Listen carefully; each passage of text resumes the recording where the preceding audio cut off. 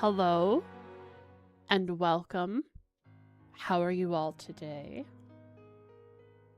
Welcome to our cozy, very winter, snowed in even, reading of Heartless Edgar. And it is snowing. It is snowing an incredible amount. So I got my hoodie on. I'm wrapped up.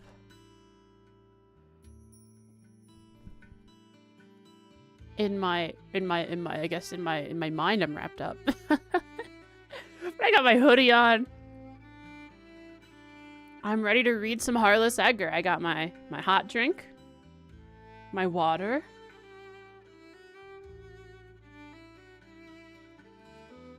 and a happy attitude. I have no idea what this one could be about. Excited to find out. I wanna know like what part of the world is it in? I wanna find out that. I want to figure out if there's any identifiable nouns like locations other than the actual like the country like businesses, maybe even there be some last names I recognize.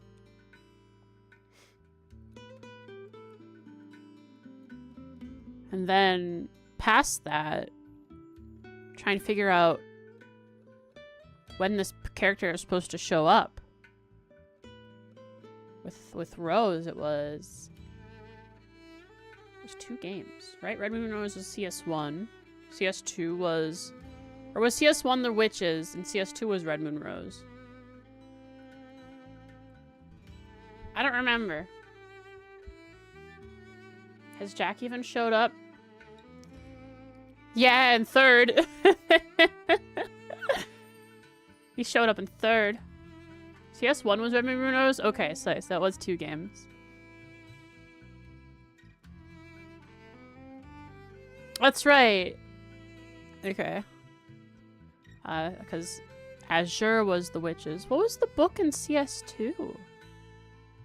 Oh, Gambler Jack 2. Right. Yeah, Jack and Holly were in a door. But because of the phantasm, who knows how real that really is. It was a Gambler Jack 2 Electric Boogaloo, indeed. And I don't believe the cars were electric though, but it was racing. It was car racing. They were racing. There was betting and there was race fixing. Some of the racers were paid off, and Gambler Jack was gambling his life. And he always goes for, like, really bizarre bets and somehow wins.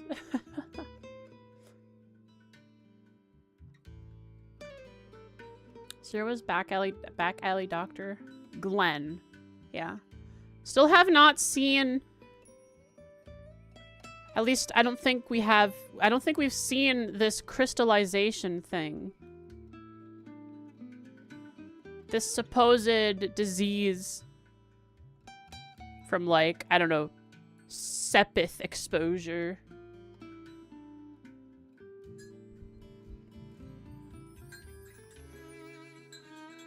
Haven't even seen Glenn himself. In fact, this Rumiferia place? It sounds fake. Might not even exist.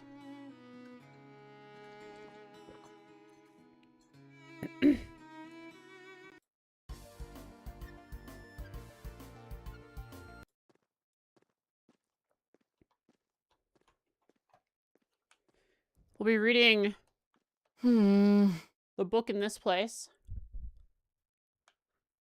The weird place. Kisei Kido. Good.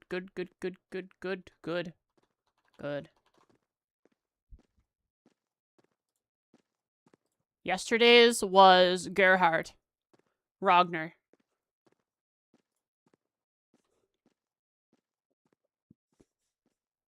I didn't even know that was his name. I just scroll through the list to find someone who made sense.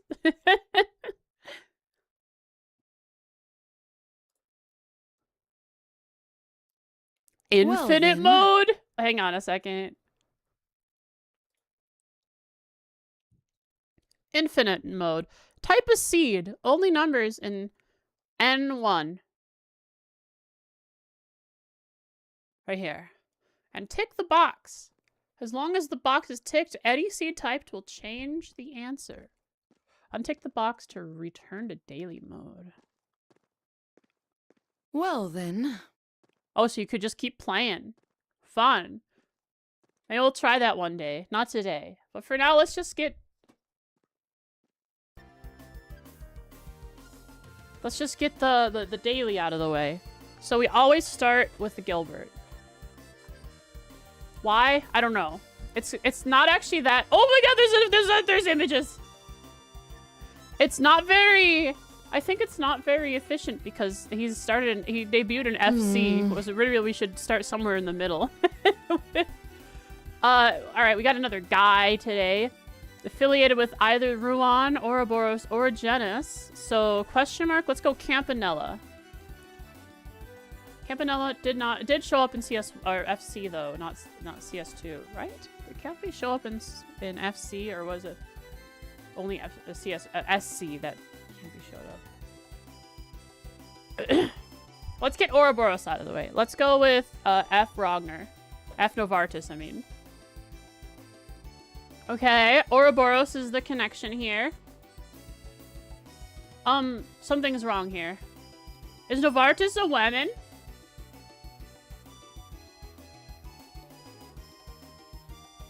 No? Okay.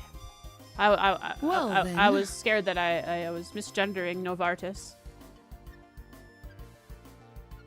Anyways, we have unknown nation, unknown weapon, unknown age, and they are Ouroboros. So we're locking in pretty quickly here. Below Azure. So SC or third.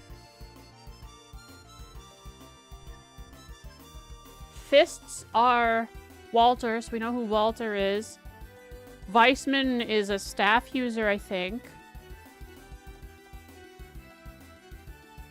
Weissman also showed up in FC. What people showed up in SC or third that are Ouroboros that use NA weapon? If they were in third, it could have been one of... Oh, did we have named Anguis through that weird door? Oh god, who is there even? Who? Okay, SC characters, listing characters from SC that are Ouroboros.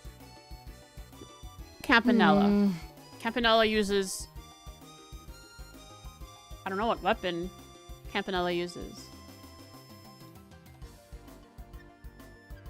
The curses, hexes, I don't know. Little bit of troll. No, let's just go Campanella. Did he show up in FC or SC? Oh, it was he showed up in SC. He did not show up in FC. Oh, I could have guessed Campanella second and I would have won right away. I just couldn't remember if he showed up in FC or SC, so... Type F? F. Fatma! Femst! Hmm.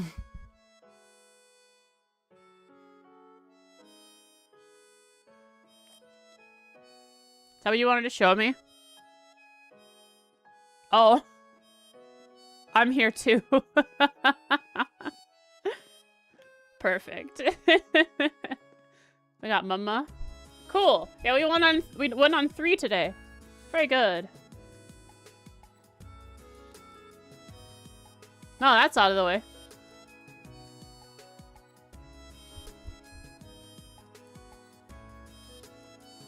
Let's read. Well then.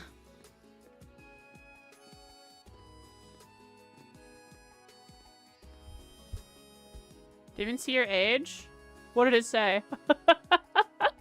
I didn't look, man. That would have been funny. Hang on. 4? Oh. That's how long I've been streaming.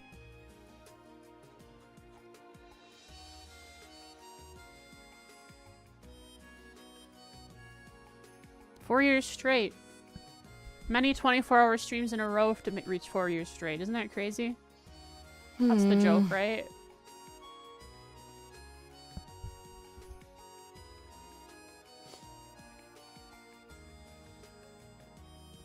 So many, all the subathons that happened. Sure, yeah. But here we are. Heartless Edgar.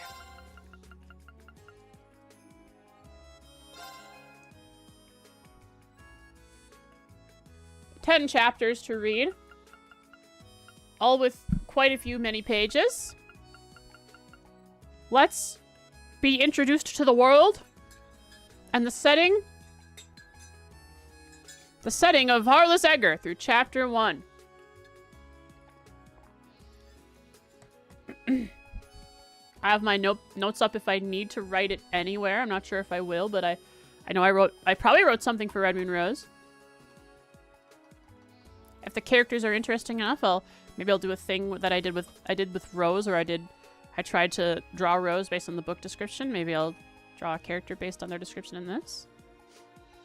We'll see. Let's get into it. Wait, should I? Just the first one is 9 pages. Seems pretty short. I shouldn't add.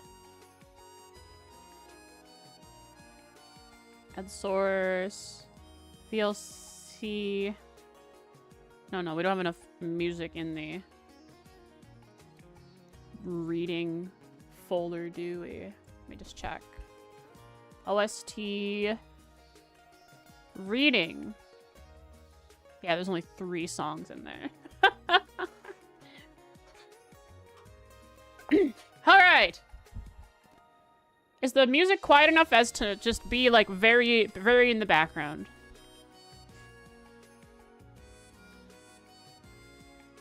Yeah? Okay.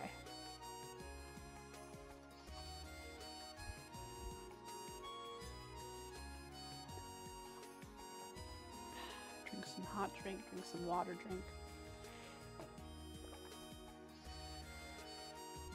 Chapter 1. Autumn Dawn. Rays of light spilled through the curtains, brightening the walls of the bedroom, before finally coming to rest on my face. This is... Oh, hang on. This is first person! This is told from first person. Fun. Okay, from the beginning. Rays of light spilled through the curtains, brightening the walls of the bedroom before I finally coming to rest on my face. I slowly opened my bleary eyes and made my way to the window. I gently touched my fingertips against the dew-covered glass, feeling the sun's warmth. I turned around to see you still lying in bed, asleep. That is not chill music. How did that make it in this playlist?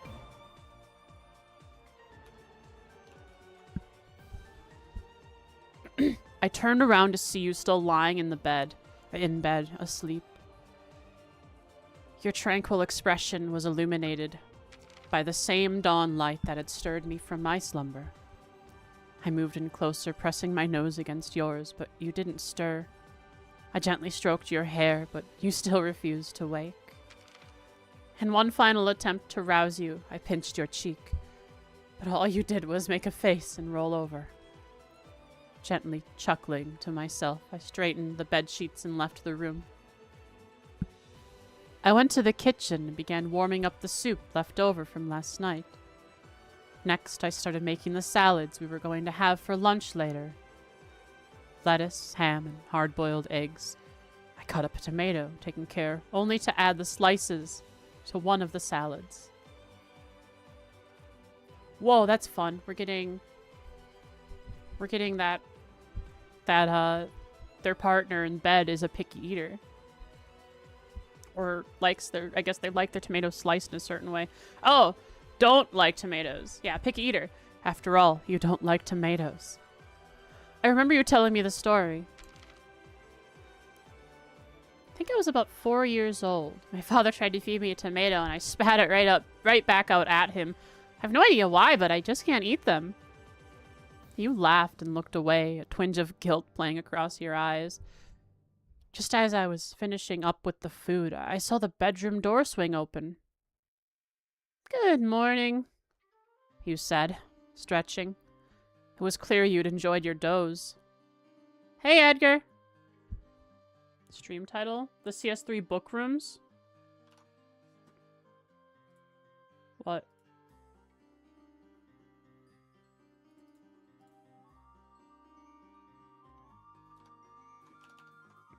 Hey,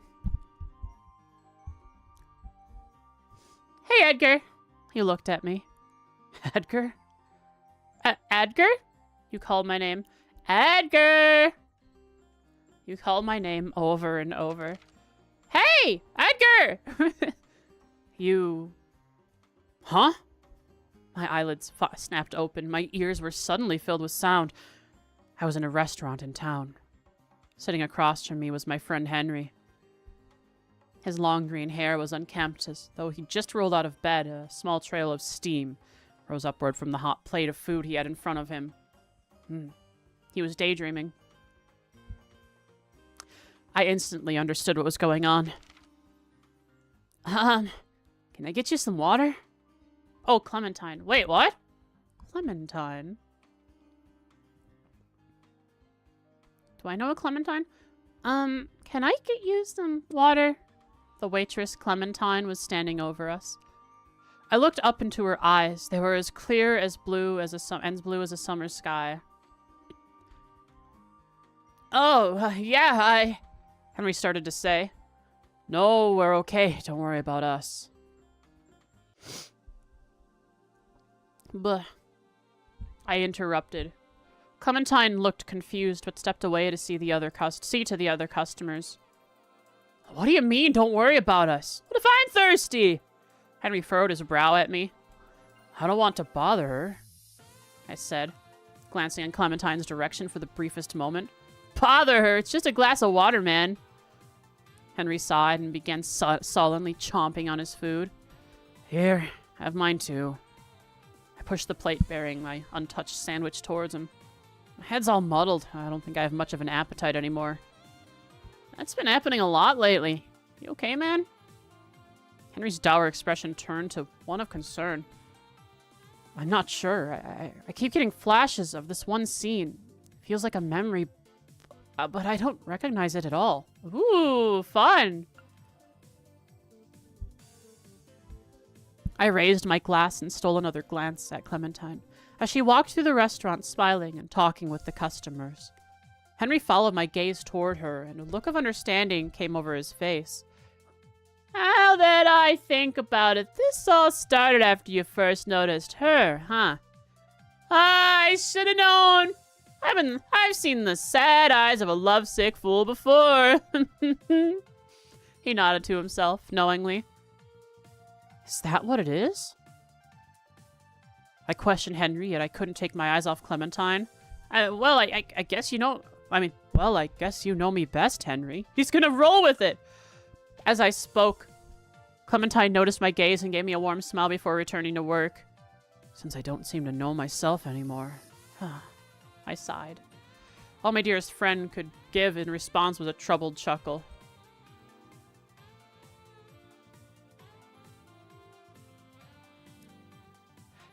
We're in the future! September! Septian calendar 1294! We are in the future! Okay! Layman. Home of the headquarters of the Epstein Foundation. Interesting. I'd planned to devote my time here to performing research alongside the other members of the Foundation. But then, I fell in love. With Clementine. Lemon.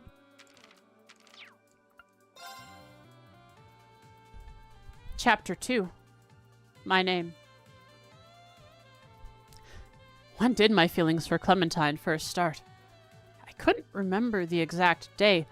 All I knew was that for whatever reason I couldn't stop thinking about her. Every day I'd find myself going to the restaurant. Once I got there, I'd spend my meal watching her, gazing at her flaxen braids swinging behind her as she flitted to and fro. I wondered what she thought about me. Did she like my voice? Did she think I was handsome? Did she feel the same way I did? These thoughts would bubble up in my mind, then fade away. Hey, people don't like it when you stare at them like some kind of creeper, you know? Okay, that's his accent now, I guess. Henry interrupted my thoughts with his usual blunt tone. We were at the restaurant, just like any other day. But I'm not a creeper, I said, briefly tearing my eyes off of Clementine. He flashed a look that told me he was unimpressed with my response. Look, I come in here with you every day. You just sit in a corner and stare at her. At this rate, I'm worried that when they toss you in jail for stalking, they'll throw me in there too as your accomplice. Is coming here every day all it takes for me to be a stalker? I asked. No, but that's not the issue. Wait, why am I even explaining this to you? Henry's frustration with me was clearly mounting. Because we're pals? I answered. He let out an exaggerated sigh and threw his hands up in defeat. After a moment, however, he put on a serious expression and leaned in toward me. But for real, man, what are you gonna do? Do you really just plan to come here day after day? Hi, Oodles. Oh, mama.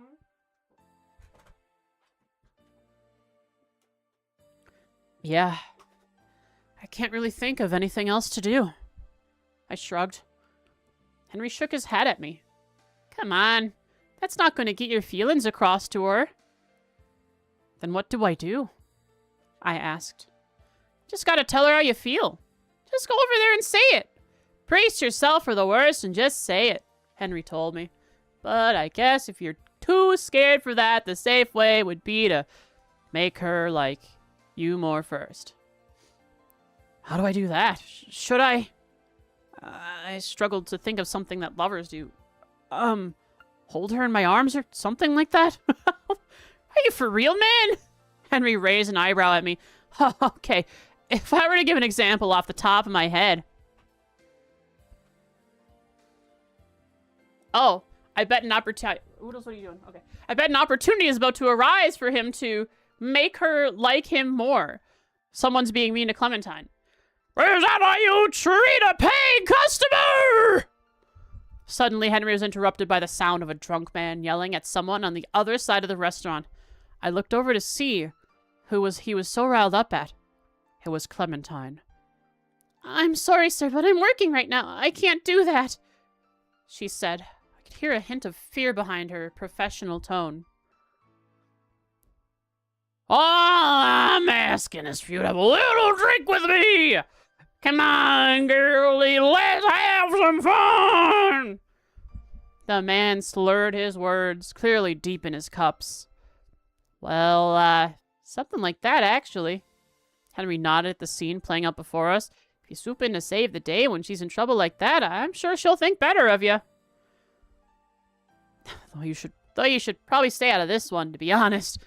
Henry leaned back in his chair and pulled out his comm orbment. Comm orbment. That's new. This might be a bit more than you can handle, so we'd better leave it to the pros. Okay. Got it. I stood up and began walking toward Clementine, so he was going to call some kind of police force. Maybe even bracers, since they're in, Le Mans. Future bracers. Hey, Oodles. Hey, I have my nose.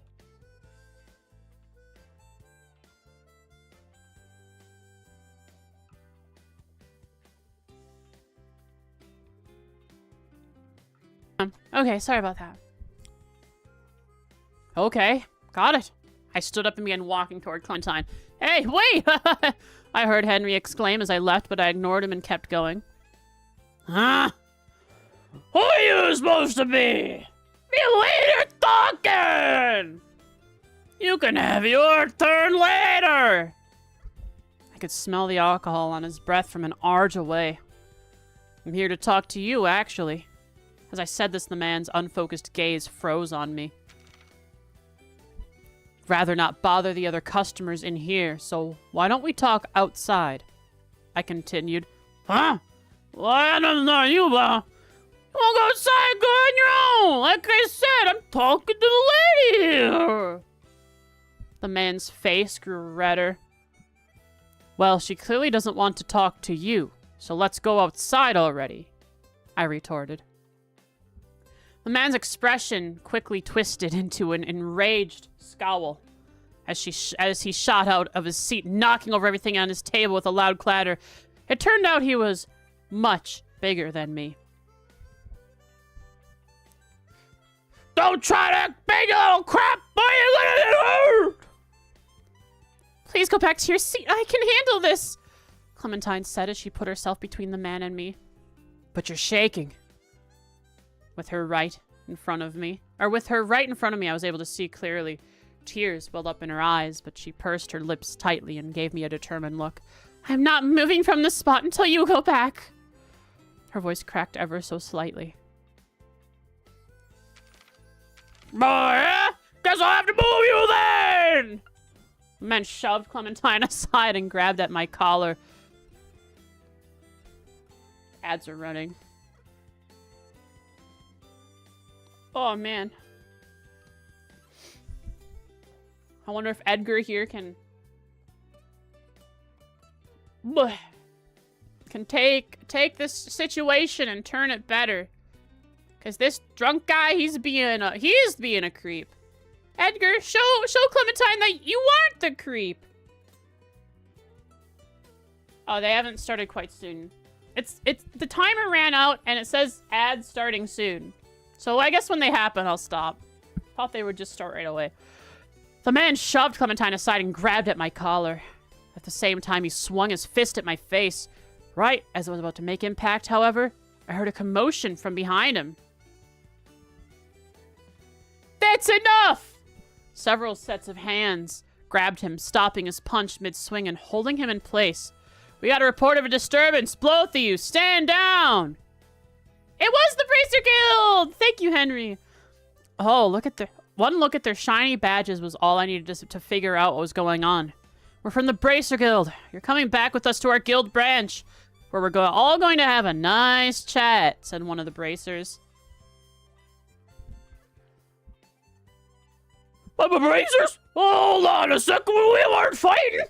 The man quickly let go of me. Oh, we were just having a bit of fun! Right, kid? There are the ads. So the Bracers are... This interaction feels like the future Bracers of 1294 are a little more like a police force than the Gauntlet that they are. The Protective? The Guardian? The something Gauntlet? Forgot what their nickname is.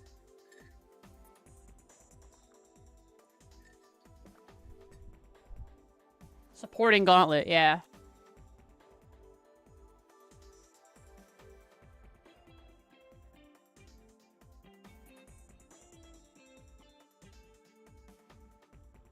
Or maybe because they're in Le Mans, where they started.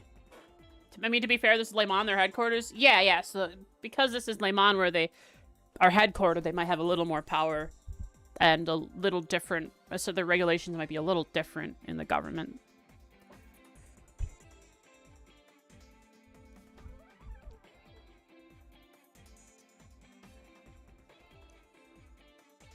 Alright, ads are over. Let's go.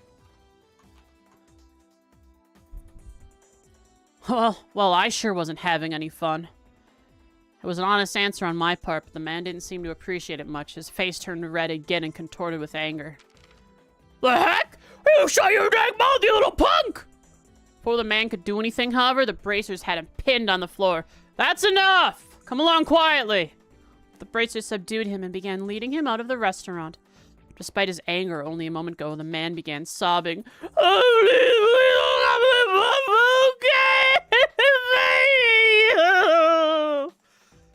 I watched them walk out the door, just as I was able to turn and check on Clementine.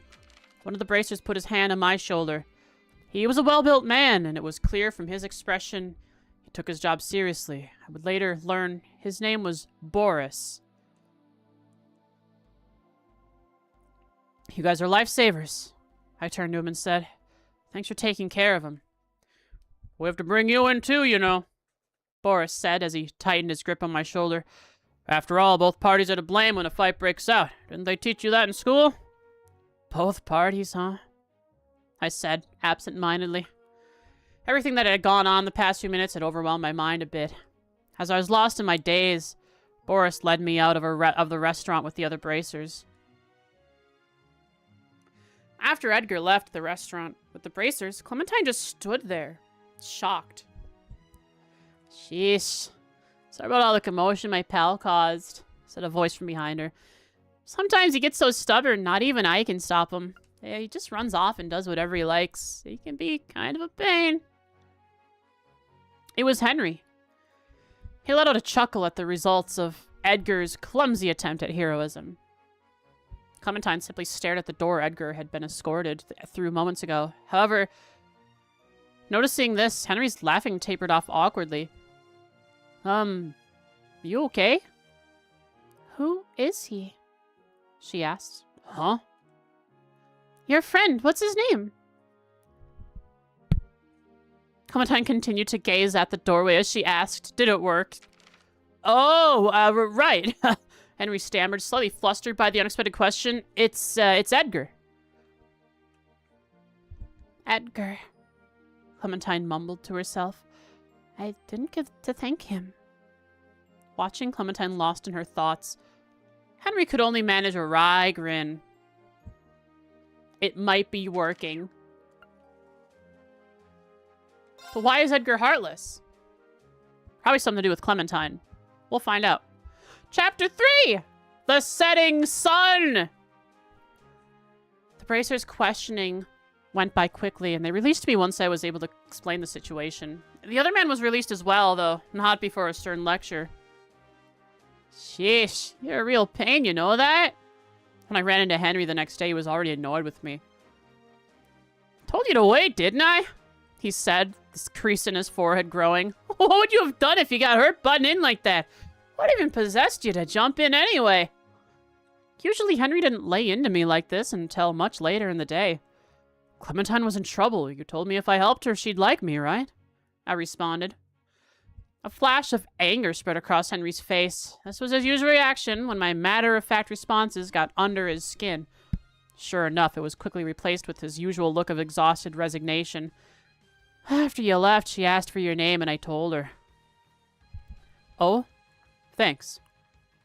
Despite my dull response to Henry, my mind started racing. Now you've gone from just another customer to that crazy guy who almost got beaten up, he said with a half a smirk. She was disappointed she didn't get the chance to thank you. Really? My head started swimming at the news. When I stepped into that argument, I could see she was shaking. I said, thinking back. Well, of course she was, Henry said. Anyone would have been scared in a situation like that. She must have a pretty strong will to have kept her cool like she did. Yeah, I said. I think she's a strong woman. If something like that happens again, I want to be there to help her. Oh, yeah? Henry shot me a sardonic look. Well, I'm not going to be there to save your butt next time. I'm not going to save your butt next time. Ah. Huh? I suddenly stopped swimming and the gears in my brain started turning at full speed. You're the one who called the bracers, I said, thinking back to the night before. I had seen him taking out his comm orbit before I got up. Yep. I'm just glad they got there before someone got his face caved in. You're a real pain in the butt, Henry, but you're a good guy at heart. I smiled back at him. Right? He started to laugh before realizing what precisely I'd said. Well, wait a sec. Who's the pain in the butt here? They're good friends. I went to the restaurant that afternoon. Clementine noticed me come in and hurried over. This way, I'll show you to your seat, she said with a smile. I followed her to a corner of the restaurant. A table had been set up away from the other customers. I was a little worried you wouldn't come back after what happened yesterday, she said sheepishly. Don't worry. Something like that isn't enough to scare me off, I laughed. But what about you? How are you doing? I feel terrible, she said, hanging her head a little. Maybe if I'd handled things better, you wouldn't have been dragged off by the bracers. That wasn't your fault. I just jumped in because I felt like it. I said, puffing out my chest just the tiniest bit, but... She started. Besides, you stood in the way to protect me too, right? I smiled at her. We helped each other out. She smiled back, blushing ever so slightly. Even so, I still want to show my gratitude. Today your meal's on the house, so get whatever you like. The same goes for your friend. Clementine quickly looked around, realizing Henry wasn't with me. Oh, he couldn't make it today, I said. So I guess I'll just have to eat his meal too.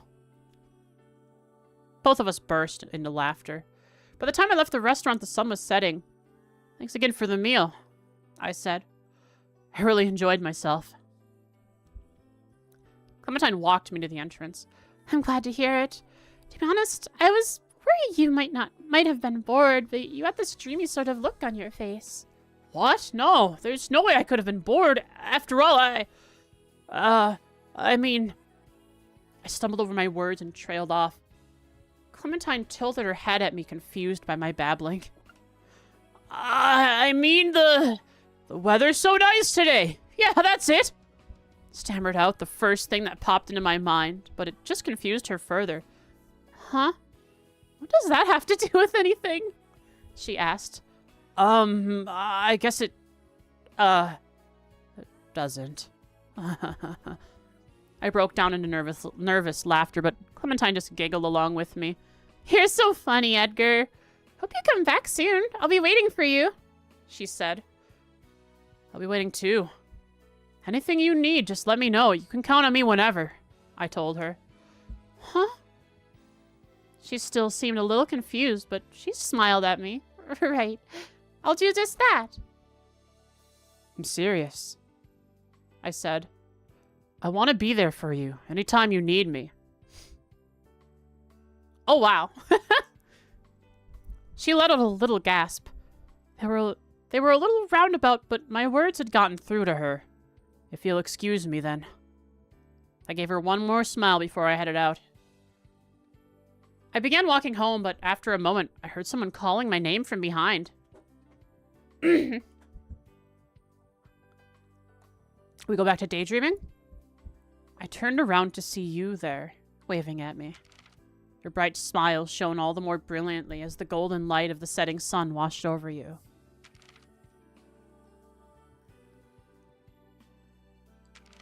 Or maybe it's like the daydream and reality are overlapping.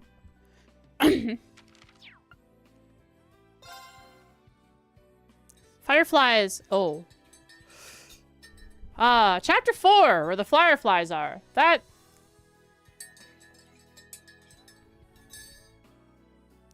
When I think fireflies, I think about Grave of the Fireflies, and that just means no good.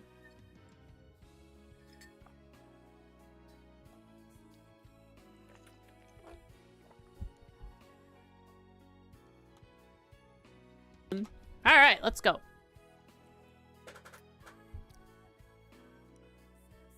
Can he secure love? I wound my way through the Lelokle Canyon, several hours outside town. The cliffs towered above me, stretching up to the sky. That was the reason why, despite being mid-morning, it felt so dark down in the canyon. What are you doing in the canyon? Pretty close to the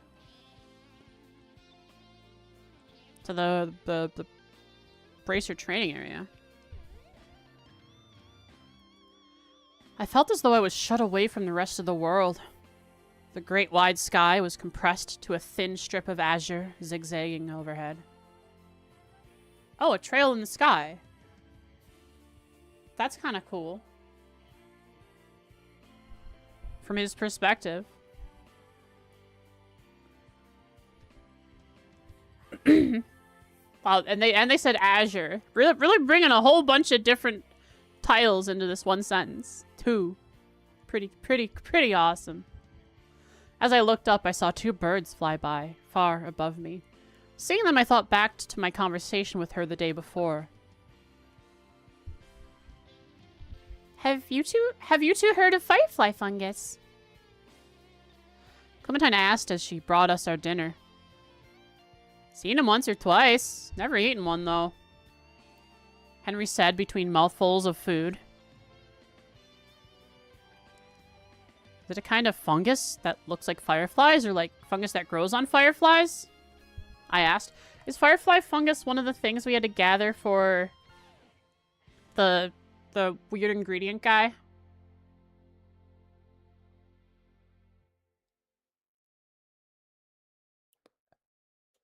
Orvid? Okay.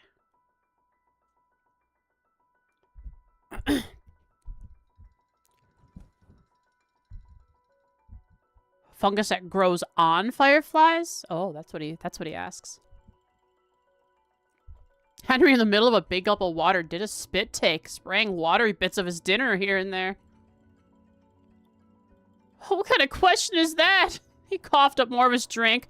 You really think there are fireflies with a bunch of fungus growing all over them? That'd be gross, man. I actually thought there were fireflies like that, but I kept that to myself. Lately I've been thinking of making a new dish with some more exotic ingredients, like firefly fungus. Clementine explained as she cleaned up Henry's mess. If I'm able to whip something up, would you like to try it? So that's why Edgar is out here braving the canyon. Of course, I responded instantly. Henry stared at me dumbfounded. Signed up for that real quick. For all you know, these mushrooms could be straight up nasty. Hearing that, Clementine frowned angrily. It was actually pretty rare for her to see her like that. They won't be after I'm done with them. I promise I'll make something extra delicious. But you can't even get them in this town, right? Said Henry. I'm sure someone's selling them somewhere, but are you really gonna make a cross-state trek every time you run low on ingredients? Oh. Clementine said, looking a bit dejected. I still haven't figured that part out. She excused herself and hurried back into the kitchen. That wasn't very nice, Henry. I said, glaring at him. Can you really not find any around here? Who knows? There's a forest past the canyon, so it's possible. I instantly shot out of my seat and turned to leave, but Henry's reflexes were too fast. Edgar, you... Buddy, you gotta take things a little slower. He grabbed my arm, stopping me. You can go once it's light out, he said with a sigh. So taking his advice, I set out for the Lake Canyon. First thing next morning. As I walked, the steep canyon walls slowly parted, and before long, I found myself standing in front of a verdant forest. Henry had told me to look in especially shadowy parts of the forest or around rotting trees.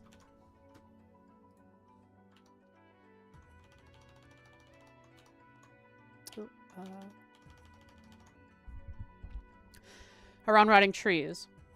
I made my way through the forest, picking anything even vaguely mushroom-shaped. Didn't take long before the bag I had brought with me had grown heavy with a cornucopia of different mushrooms. He's gonna return, and barely any of them are gonna be edible. I figured if I couldn't find a firefly fungus for Clementine, I would at least give her a variety of other mushrooms to choose from. As I continued my search through the forest, I came across a clearing and was struck by how beautiful and tranquil it was. A little stream quietly wound its way through the trees. Rays of sunlight filtered through the treetops shone down, glittering on the surface of the water. A number of squirrels and small birds were perched on the trees above me, chittering and chirping merrily. It was a scene straight out of a painting. More beautiful than anything I'd seen in my days working at the Foundation. Other than Clementine, right?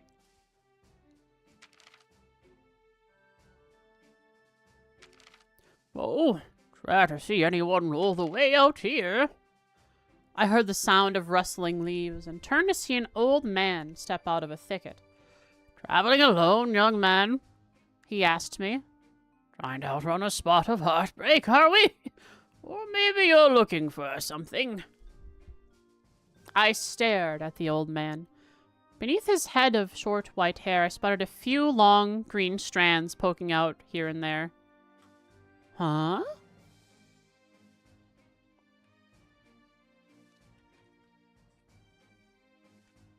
Either he's a plant, or he had green hair. He averted his eyes and nervously cleared his throat.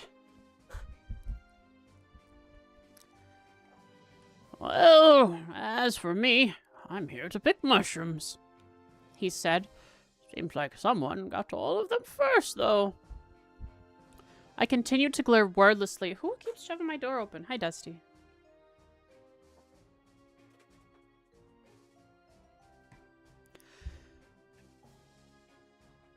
I continued to stare wordlessly at the old man. Beads of sweat began to form on his forehead. He cleared his throat again. Oh, what's that you've got in your bag there? He asked.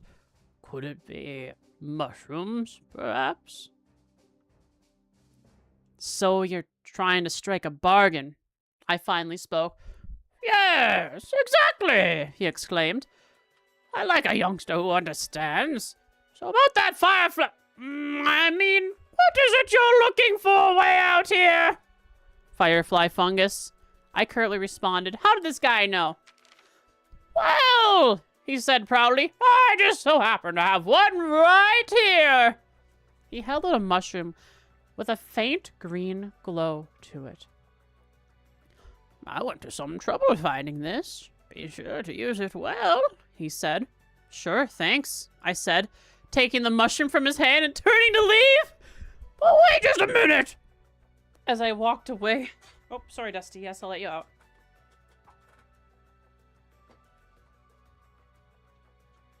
Yeah, it really is. Thanks, bro. Thanks a ton. And then walks away. That's it. As I walked away, the old man quickly grabbed my arm, stopping me. It was a familiar feeling and a much stronger grip than an actual old man would have. Familiar? But not what we agreed on. You need to give me that bag in exchange, he said. I didn't agree to anything, I told him. You just gave this to me. What? That's not fair, he stammered. You think you could treat an old man like that? You're pretty strong for an old man. I gave him an unimpressed look. The same kind he'd given me at least once nearly every day. Who is this? Oh, Henry? Henry has green hair? Henry blanched at my words, and the white wig he was wearing fell slightly askew on his head. I didn't expect that, okay. Look, just let me have the mushrooms. You're gonna get... Oh, look, just let me have the mushrooms. You're going to get to try our dishes too, I told him. Shut up, man! I just want my share for helping you! He snapped at me. He started grabbing at the firefly fungus in an attempt to take it back. We began bickering like a pair of children. Give it back! No, let go! Not until you give it back! Unfortunately, we didn't realize how our fight would end until it was too late. Like, Schmeagol and his cousin or brother or whatever, they were fighting over the ring. Gonna get nasty. All over this firefly fungus. In one final attempt to rip the mushroom out of each other's hands, we each let out a yell, a battle cry, and pulled as hard as we could. It took us a moment afterward to regain our senses, and to our horror, we saw the mushroom had been torn in two. An awkward silence fell over us as we stared at the pieces in our hands. We picked ourselves up and silently headed back to town. As we left the forest and headed back into the canyon, the sun was beginning to hang low in the sky. You know, Sonny, this trip is a bit rough on this old man's knees. Henry piped up.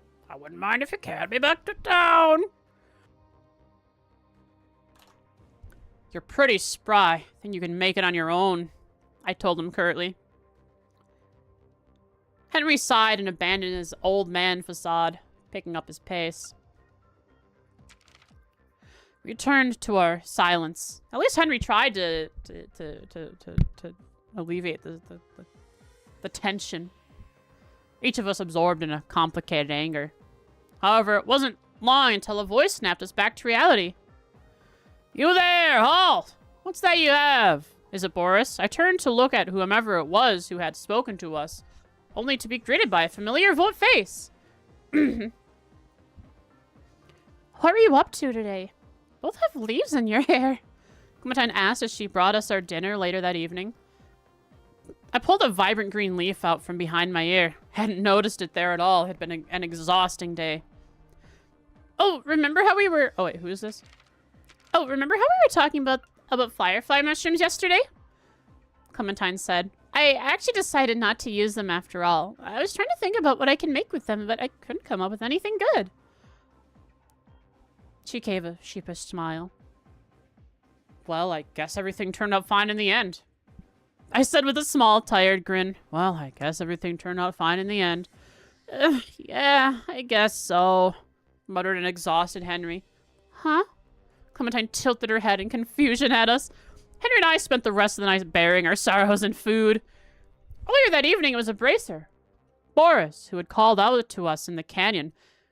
The same Boris who led me away after the fight in the restaurant. Henry and I were so preoccupied that we'd crossed the border between the sightseeing area and the Bracers training facility without realizing it.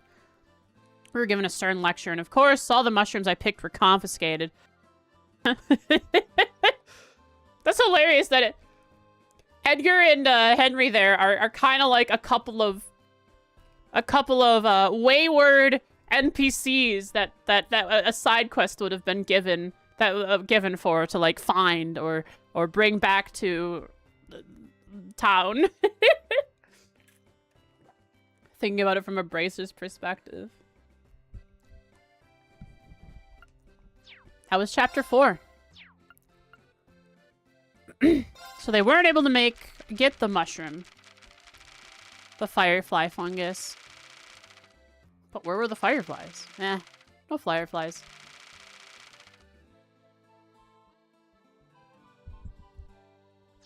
Chapter 5. Real trust. Are we gonna be fishing? Wait a second. Is Edgar, are you I guess you're the protagonist of this book. And as a protagonist, you gotta fish. Thanks for the follow, Random Mark 0. Welcome to the stream. Hey, those jerks don't have another training facility around here, do they? Henry asked. If you keep talking like that, they won't help you next time you're in trouble.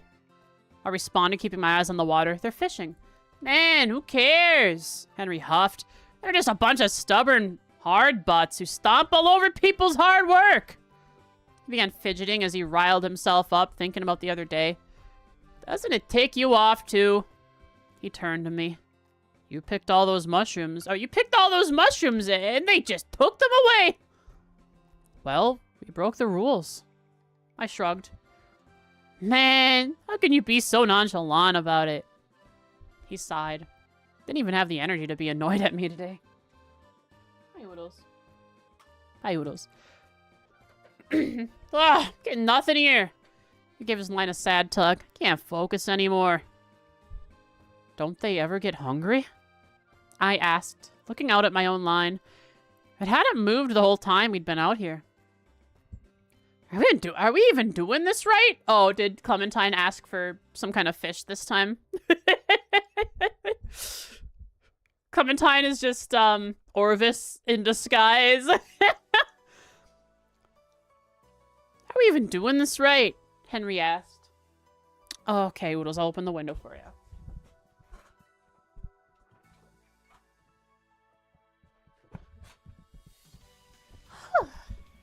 Henry asked. It was a good question, one I didn't have an answer to. A small breeze gently nudged our otherwise immobile fishing lines. Okay, Henry said, getting up. I'm gonna go find someone who can help us. He left his fishing pole and started walking farther up the riverbank. We were back in the Lake Canyon.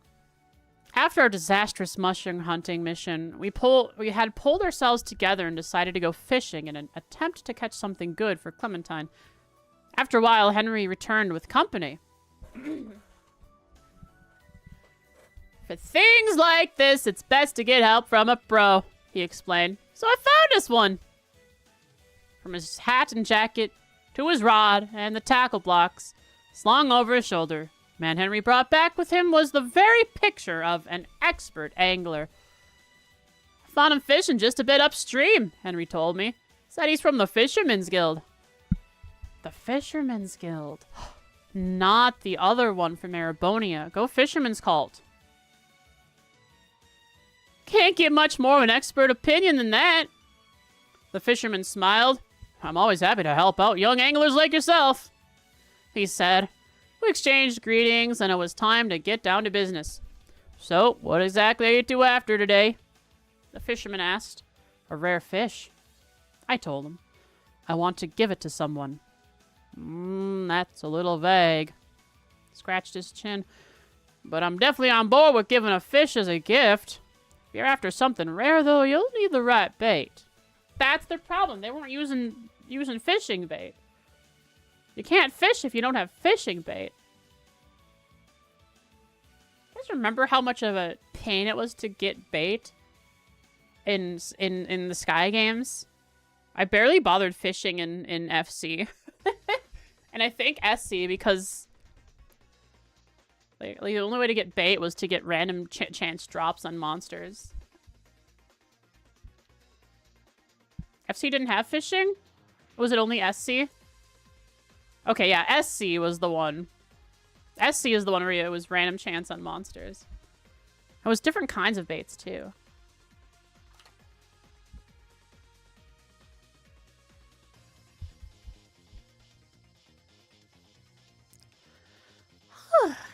The fisherman picked up our fishing poles and examined them. What's wrong with those?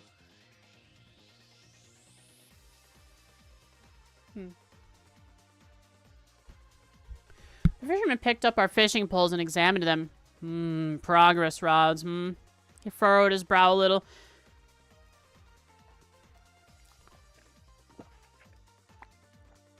That's all we were able to rent in town, sir. I told him. Are we really gonna call him sir? Henry whispered to me. Ads? Man. Alright, so we finally hit the main story of Heartless Edgar when they become fishing people. They join the fishing guild. Because they accept the fisherman's rod. This is gonna happen. I'm certain of it.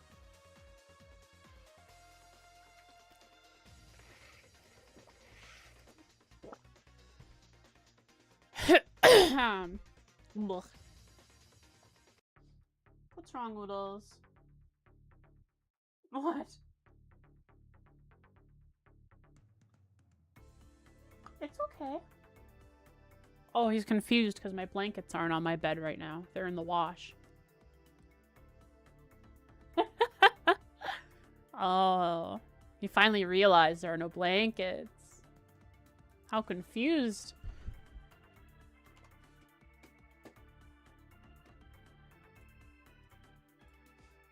Ed's over. Are we really gonna call him sir? Henry whispered to me. Wait, what bait are you using? The fisherman asked. Worms, I replied.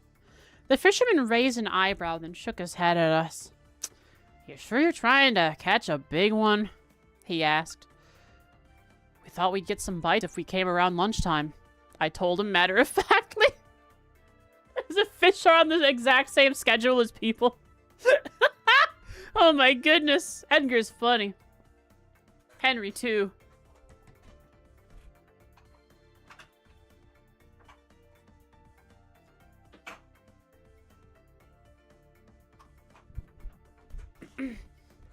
Close my window now that Oodle's gone. It's cold.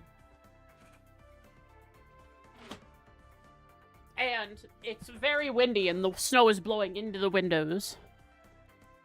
We got at least 10 inches at this point. And it's only getting higher. Whew. We thought we'd get some bites if we came around lunchtime, I told him matter-of-factly.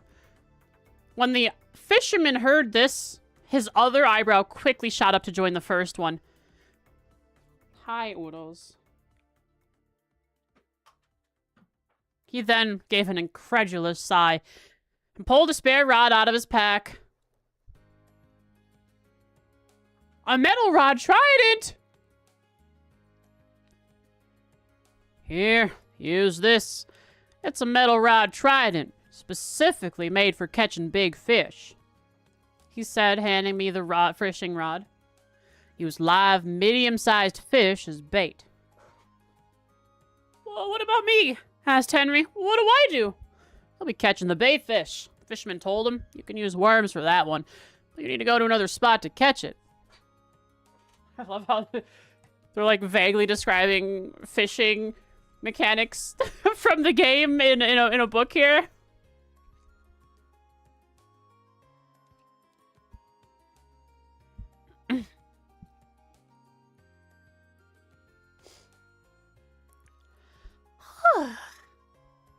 Henry seemed to be a bit disappointed he got the less important job, but he did as he was told and moved a bit downstream.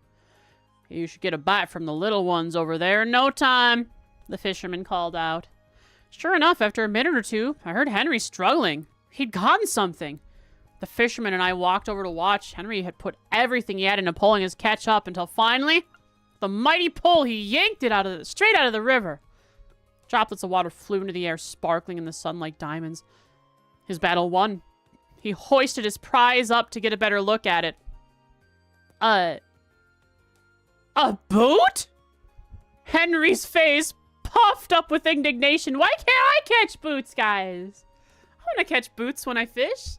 He angrily tossed the boot to the ground and sulked for a few minutes before he cast another line.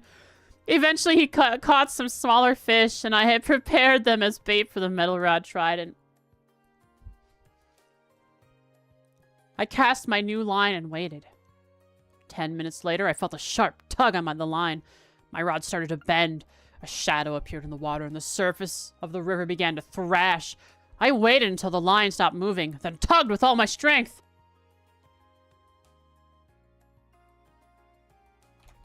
A huge fish flew up from the river. I dragged it to the shore and held it up for everyone to see. The fisherman, impressed by its size, let out a whistle.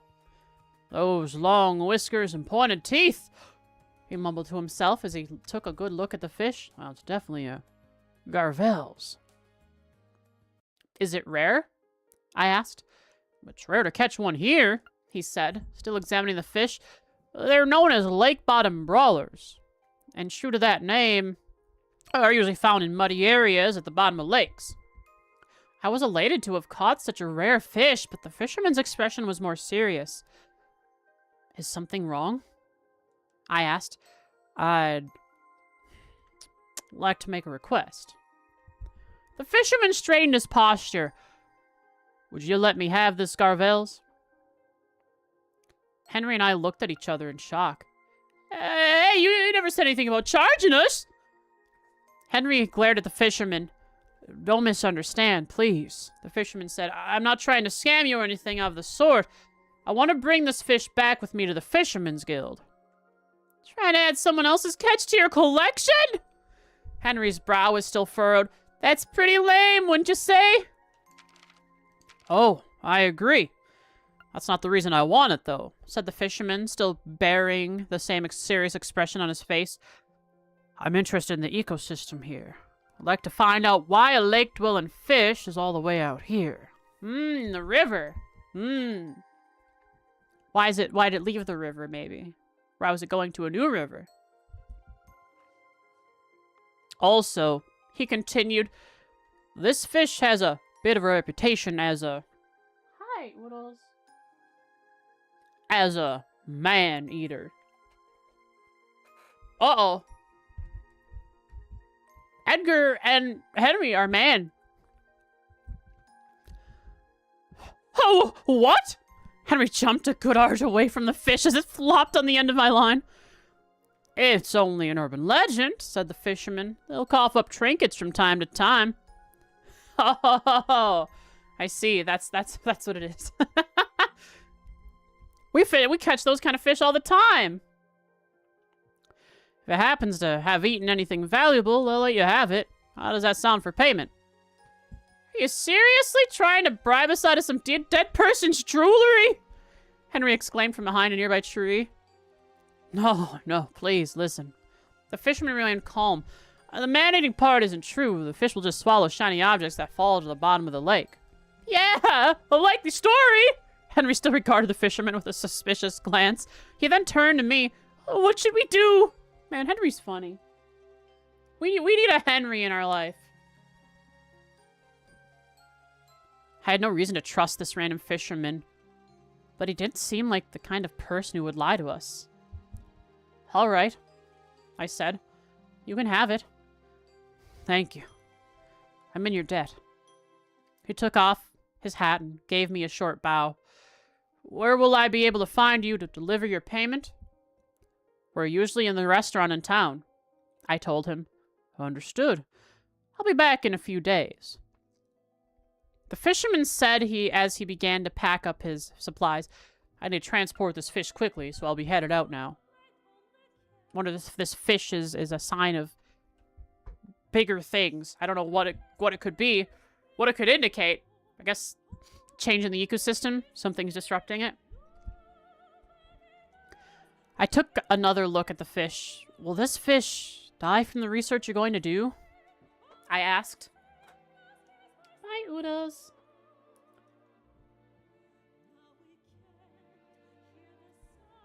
Or not? What are you doing? What are you doing, dude? Come on. Come on over. I'm closing the door. Alright, I'm closing the door. The fisherman simply laughed at my worried expression. Oh, no, he said. I'll see you two widdies well taken care of. He waved to us one last time before heading off, the fish in tow. You really think it's a good idea to trust that guy? Henry asked. As we watched the fisherman leave. You know there's a chance we'll never see him again, right? I bet that fish is happy it went to someone like him. I said, mostly to myself. What are you talking about, man? Said Henry, raising an eyebrow at me.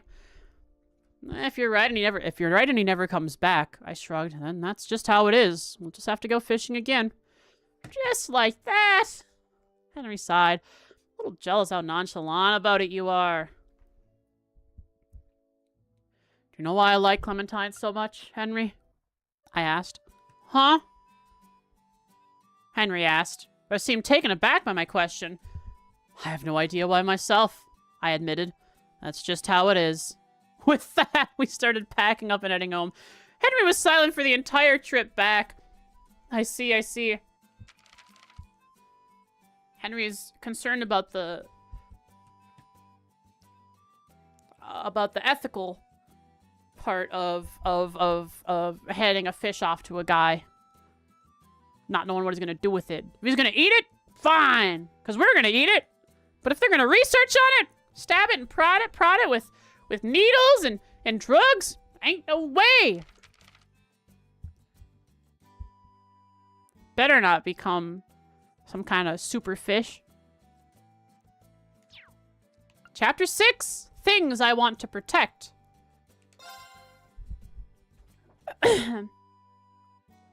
Memories are strange things. I heard you speaking to me from far away. We make memories, both good and bad, and then without realizing it, we forget them. I said nothing. But it seems like the angry, sad, and bitter memories are the ones that stick around the longest. I remained silent. If that's true, then I want you by my side for every clumsy mistake and awful day I have. Because I want to remember every moment I spend with you. Aww. Edgar? The voice struck my mind like ripples on a still lake, and my consciousness slowly returned to me. I was walking through the canyon. Clementine was at my side. Ooh! We had just finished delivering food to the Bracers training facility, and we're on our way back to town. They ordered Edgar Dash. Clementine Dash. Clementine eats. Oh, sorry, I was just lost in thought, I said, rubbing my temples. Clementine put her hand on my forehead to check my temperature. Well, it seems like you don't have a fever or anything, but if you're not feeling well, you should rest. She grinned at me and continued walking ahead. Watching her, I wished this moment would never end. Uh-oh. Why did you ask me to come with you that day? The vision I had of you speaking to me. Was it real or just a wishful dream? Daydream. Hey, Edgar, what's your favorite food? Clementine turned to look at me as we reached the highway. I thought about it. Anything you make for me. That's such an Edgar answer. She giggled. Okay, then. I'll make you something once we get back. Really? That sounds great, I said. I'm looking forward to it. Is there anything you don't like? She asked. Not really, I said, thinking it over. I'll eat pretty much anything. That must be nice, she said, smiling. Do you like tomatoes too, then? Yep, tomatoes too, I nodded. The word brought back a faint memory, like a tickle at the back of my mind. Yeah, you had a daydream about this. I just can't stand them myself, she said, shaking her head. After all, you don't like tomatoes. Uh-oh. Something about the daydream and the reality is something starting to mash together. What's happening? When I was little, my father tried to feed me a tomato, she told me. You spat it out.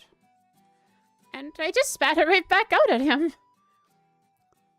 The scene suddenly bubbled up in my mind again. Edgar? And you have no idea why, but you just can't eat them, right? I asked. What? She let out a small gasp. Yes, that's right, but how did you know? Just a guess, I said, looking away. Remember the scene I saw back in the restaurant. Her words just now were the same as back then. I think I understand now, I mumbled to myself. It had been installed into my mind. Understand what? What are you talking about, Edgar? She asked, concern creeping across her face. She grabbed my arm and looked up at me. Before I could say anything, several figures rushed at us from the grass off the side of the highway. Monsters! Clementine yelled. 3 feline monsters. Are they the flying ones? 3 feline monsters stood before us, blocking the road into town and hissing angrily. Edgar! Clementine whispered my name. She was trembling.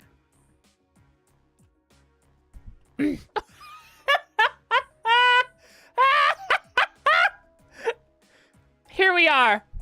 Look at this. I calmly moved her behind me. If they're on the highway, I said, that means the nearby orbit lights must be broken.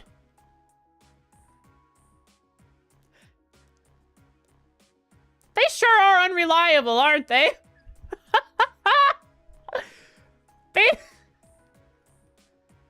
How many times are we gonna have to see broken orbit lights on the highways? Oh my goodness. What are braces even doing if not changing all the bulbs? This is their home turf even.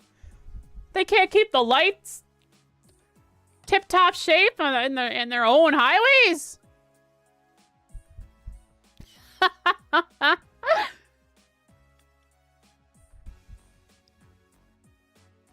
What do we do? She clutched my arm tighter. We can't get into town, so let's go back the way we came, I said. Clementine looked like she was about to cry. Oh yeah, back where they came is where the braces are. I grasped her hand and held it tight. Maybe Edgar's gonna become a bracer to help protect Clementine. I don't know. The bracers will be able to help, I told her. We need to go back there, okay? She nodded. Together we turned and started running as fast as we could. We ran for what felt like forever. I lost track of how far we'd gone. Clementine was running out of breath. The sun was nearly done setting, and what little light remained in the dusky sky couldn't reach down into the canyon. Uh-oh. We stopped for a moment. Clementine steadied her breath against the canyon wall to catch her breath. I'm sorry, I'm slowing you down, she gasped. No, I'm the one who should apologize, I said. I thought we would have found the bracers by now. At that point, I didn't even know which direction their training facility was anymore. A panic from the constant sound of pursuing footsteps had muddled my sense of direction. If we just rest for a minute, I can...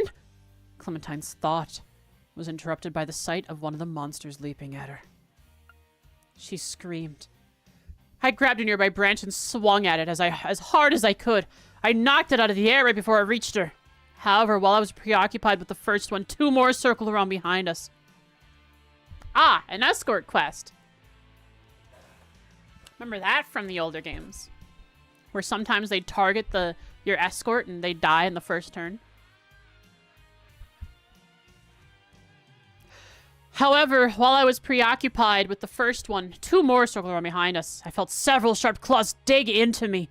One of the monsters was on my back and the other on my leg. I turned and swung the branch again, knocking them away. They leapt at me once more, however, going after my head and shoulder next. The world became a blur. I swung the branch, hitting one directly in the head. It flew off a short ways and stopped moving. He one-shot it!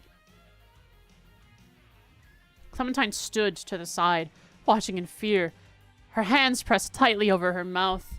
One of the monsters started to approach her, and I kicked it away. While I did, however, the one behind me leapt at the back of my head, tearing into me. Everything grew dim. I fell to my knees. My ears were filled with the monster's piercing screeches, mixed with the sound of Clementine desperately calling my name. Guys, we're seeing what can actually happen if we were never there to protect people during a monster attack. It's pretty nasty. The last thing I heard before the world went dark was the sound of boots and loud, commanding voices. The bracers made it, right? Chapter 7. No blood to shed. All I could do was call... Oh, is this from Clementine? This is Clementine's POV now. All I could do was call his name as I watched him fall to his knees. He glanced at me, his eyes telling me to run away before he slumped to the ground. I ran to his side, but before I could check on him, I noticed the two remaining monsters slinking toward us. The branch he had dropped was much too heavy for me to use. I started screaming as loud as I could, begging for anyone to come save us. After a moment, I heard heavy footsteps running toward us and a voice call out, "Over here!" A group of bracers ran up. Oh, no, this is Clementine. A group of bracers ran up, easily taking care of the monsters that had terrorized us. Sorry it took us so long. Are you injured? This is a female bracer. Sorry it took so long. Are you injured? Asked a female bracer. I shook my head at her, but then turned to look at Edgar lying on the ground. The other bracers crowded around to check on him. This guy. What is this? Do we take him to a hospital, or... I could only hear bits of their whispered conversation. We'll take the man back first, one of the bracers told me as they started to move Edgar. Is he going to be okay? I asked. We can't say. The bracers said, looking away. They carried Edgar away before I could even get a glimpse of him. The rest of the bracers stayed behind to escort me out of the canyon. We're sorry you had to go through that. We'll get those orbit lights fixed as soon as possible. Should have been on top of it, the female bracer said. She told me her name was Bella. Boris and Bella. When we finally got back to the restaurant, Bella looked at me with a solemn expression on her face. I'd like to apologize again for not getting there sooner. She lowered her gaze. But that young man protected you, didn't he? Edgar's a strong person, I said, forcing a sad smile. After what felt like a long silence, one of the other bracers spoke up. His name was Edgar? Is this Boris? He said. Thought he looked familiar. He was that guy with the bag full of mushrooms. The bracer introduced himself to me as Boris. Oh, he was trying to bring a ton of mushrooms back with him, but he picked them from a restricted area, so we had to confiscate them all. Yeah, Bella said. He was really reluctant to give up that firefly fungus. He said someone important to him wanted it. That reminds me, said Boris. I first saw him when we broke up that fight here at the restaurant, huh? He told us he was trying to protect someone. I wonder if he was talking about the same person, Bella mused. She turned to look at me. Huh? Are you okay? Tears were streaming down my face. Oh, she said, realizing what was going on. She hugged me. We'll do whatever we can to make sure he recovers. Even so, I couldn't stop my tears from flowing. The next morning, I took the day off and headed to the hospital. I gave them Edgar's name at the front desk and asked for his room number. To my surprise, they told me they couldn't find him. Huh?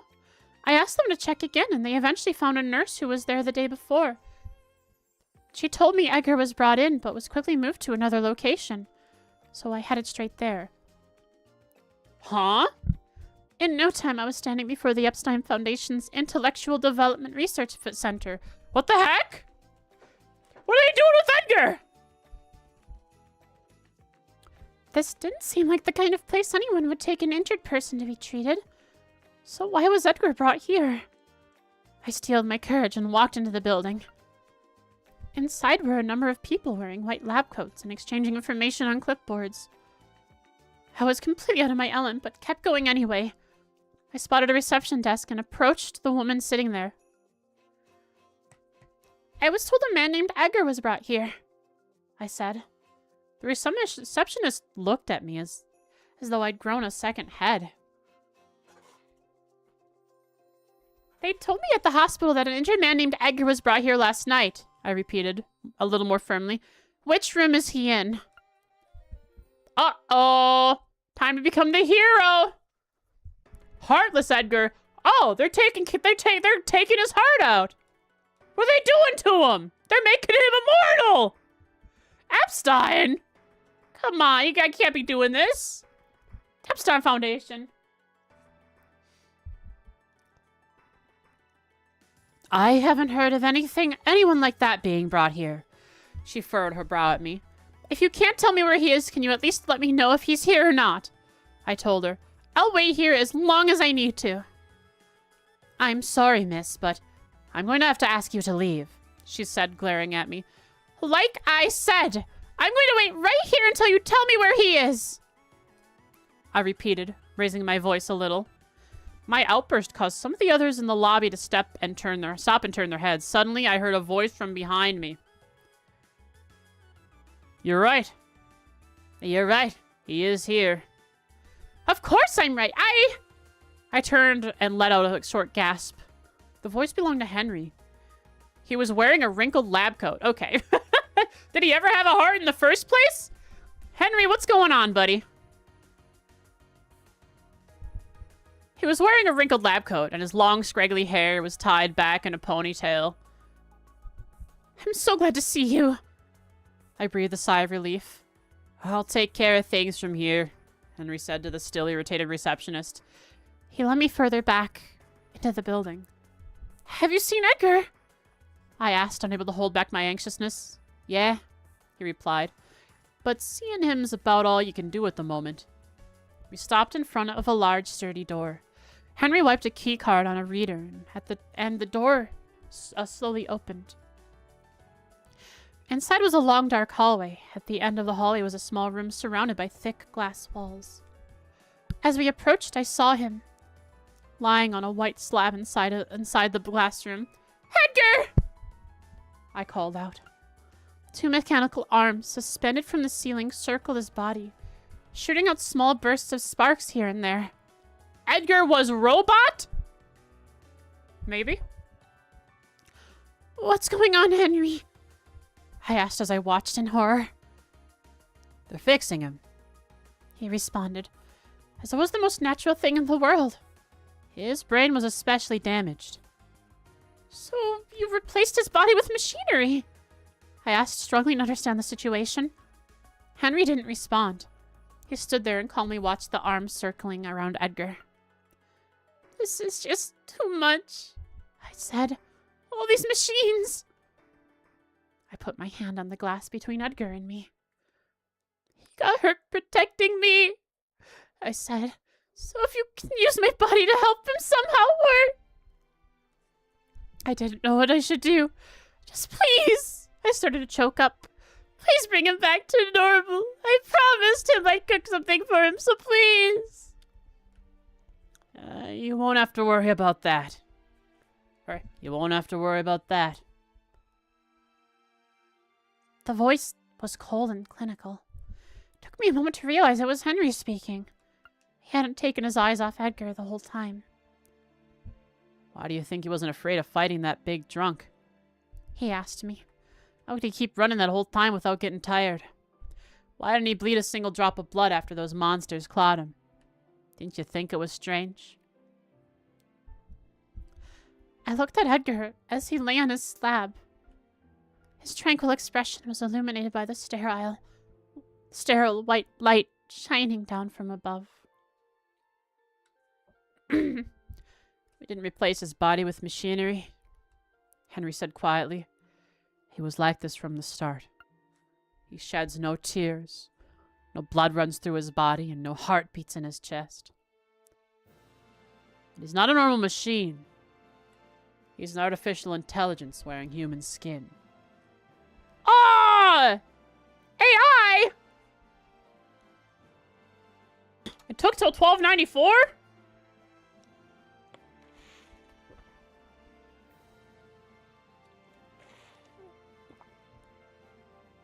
Is the oral the basis? Interesting. So we have AI in as a cyborg. So we have a cyborg. Exactly.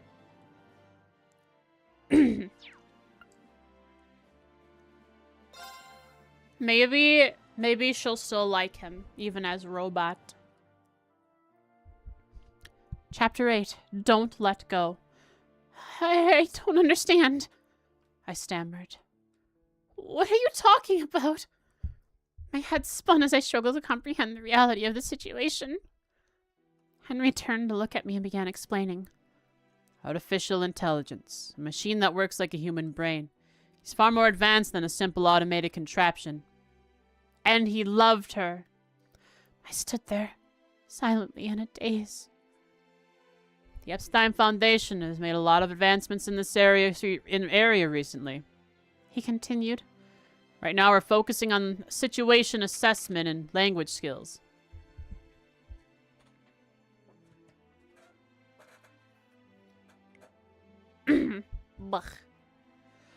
What if they use the oral as like a basis for an AI?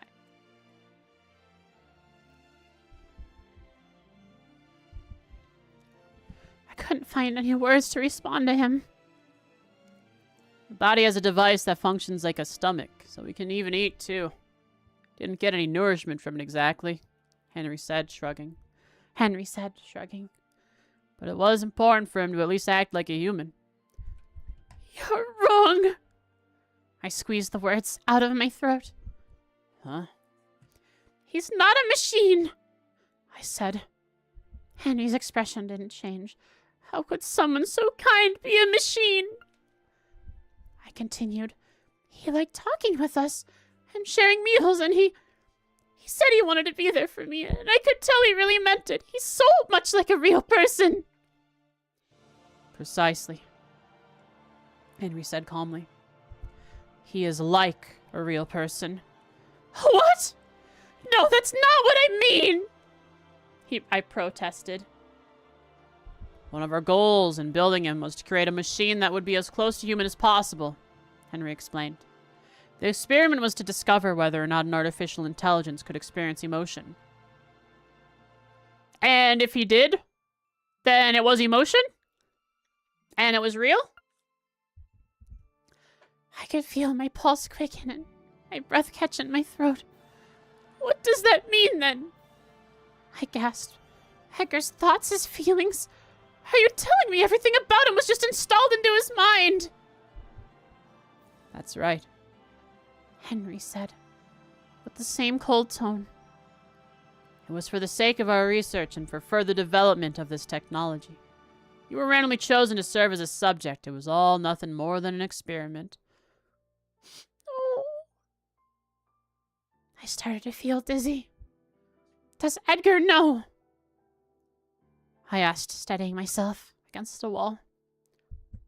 He knows what he is, Henry explained as he gazed at Edgar. But he wasn't told he was part of this experiment. Nor was he aware. Henry turned to me. Of the reason he liked you so much. That's right, he said. Yeah, that's what he said. It's just the way it is. Just likes her because. How could you? I asked, my anger starting to build. How could you know all that and just sit by and watch him? Henry remained silent and turned his gaze back to Edgar. You're his best friend, aren't you? I continued. You two did everything together. How could you betray him like this? You still don't get it. Henry's words were sharp and cold. Between humans and machines, friendship, let alone love, is impossible. The experiment needed an observer. Our friendship was nothing more than a scenario to facilitate that. All I did was play the role I was given. Henry sighed. He suddenly looked exhausted. Do you understand now? He asked. Edgar is an intricately constructed machine made to mimic a human. There were so many things I wanted to say. But I couldn't manage to force any words out. She'll believe in Edgar, even if a robot. That gentle face of his kind voice. The feeling of his hand gripping mine as we ran.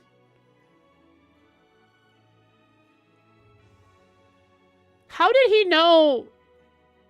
Was that part of him gaining a soul, maybe? As a robot? Him remembering something that hadn't happened yet? Something that they probably shouldn't have known about her unless whoever her father was, or somehow they extracted the memories. I don't know how what Epstein has for technology like that. Didn't all those things come from Edgar himself? Were they really all engineered in a lab? I had to accept reality, but the more I thought about it, the more my mind resisted the thought. I regained my composure and faced Henry. He looked at me with cold eyes. But behind that clinical icy stare, I felt like I could sense something else. Sadness, maybe. Are you really okay with that? I finally spoke. Can you just pretend all the days you spent with Edgar never really happened? None of them were real to begin with, he replied. Can you forget everything he said to you? I asked. The look on his face as you two talked with each other. Every meal you shared with him. Yes. Dig into him. Henry didn't respond. He silently turned back toward Edgar. As he gazed through the glass at his friend's profile, the sadness in his eyes returned. After a few moments, he spoke. Edgar was always honest and loyal, he said, quietly. He cared about us and he brought people together. Once I realized that, there was no doubt in my mind he had become human. Henry slowly closed his eyes and gently touched his fingertips against the cold glass. So he was being all cold and cynical? I don't know. To protect himself? there was one thing we didn't expect to happen. On the other side of the glass, one of the mechanical arms stopped moving. It was for his personality to develop to such a degree. At some point, he began to feel like a human himself. The other mechanical arm stopped, and the room fell silent. Are we back to Edgar?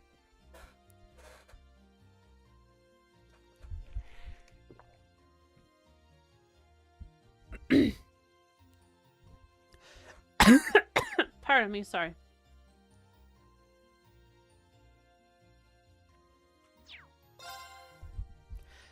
I was running through a thick fog. Someone was holding my hand, pulling me forward. Was I in the forest? Yes, that must be the case. Where was Clementine? Had the bracers come for us? Did she make it back to town safely? I had to hurry. No, not that way. Wait. Who are you? Where are we going? What are you going to do with me? Then I woke up. Okay, so we got Henry to admit. I say we, like we're playing a game. Nah, we're reading a book. Clementine got Henry to admit that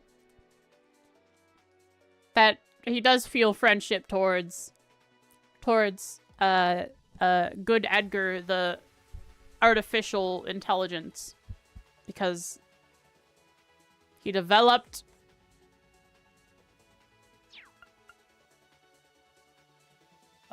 a soul? Maybe a soul. Who knows how technology works in Zemuria exactly. A soul could probably enter an artificial being. I mean, check out those homunculi.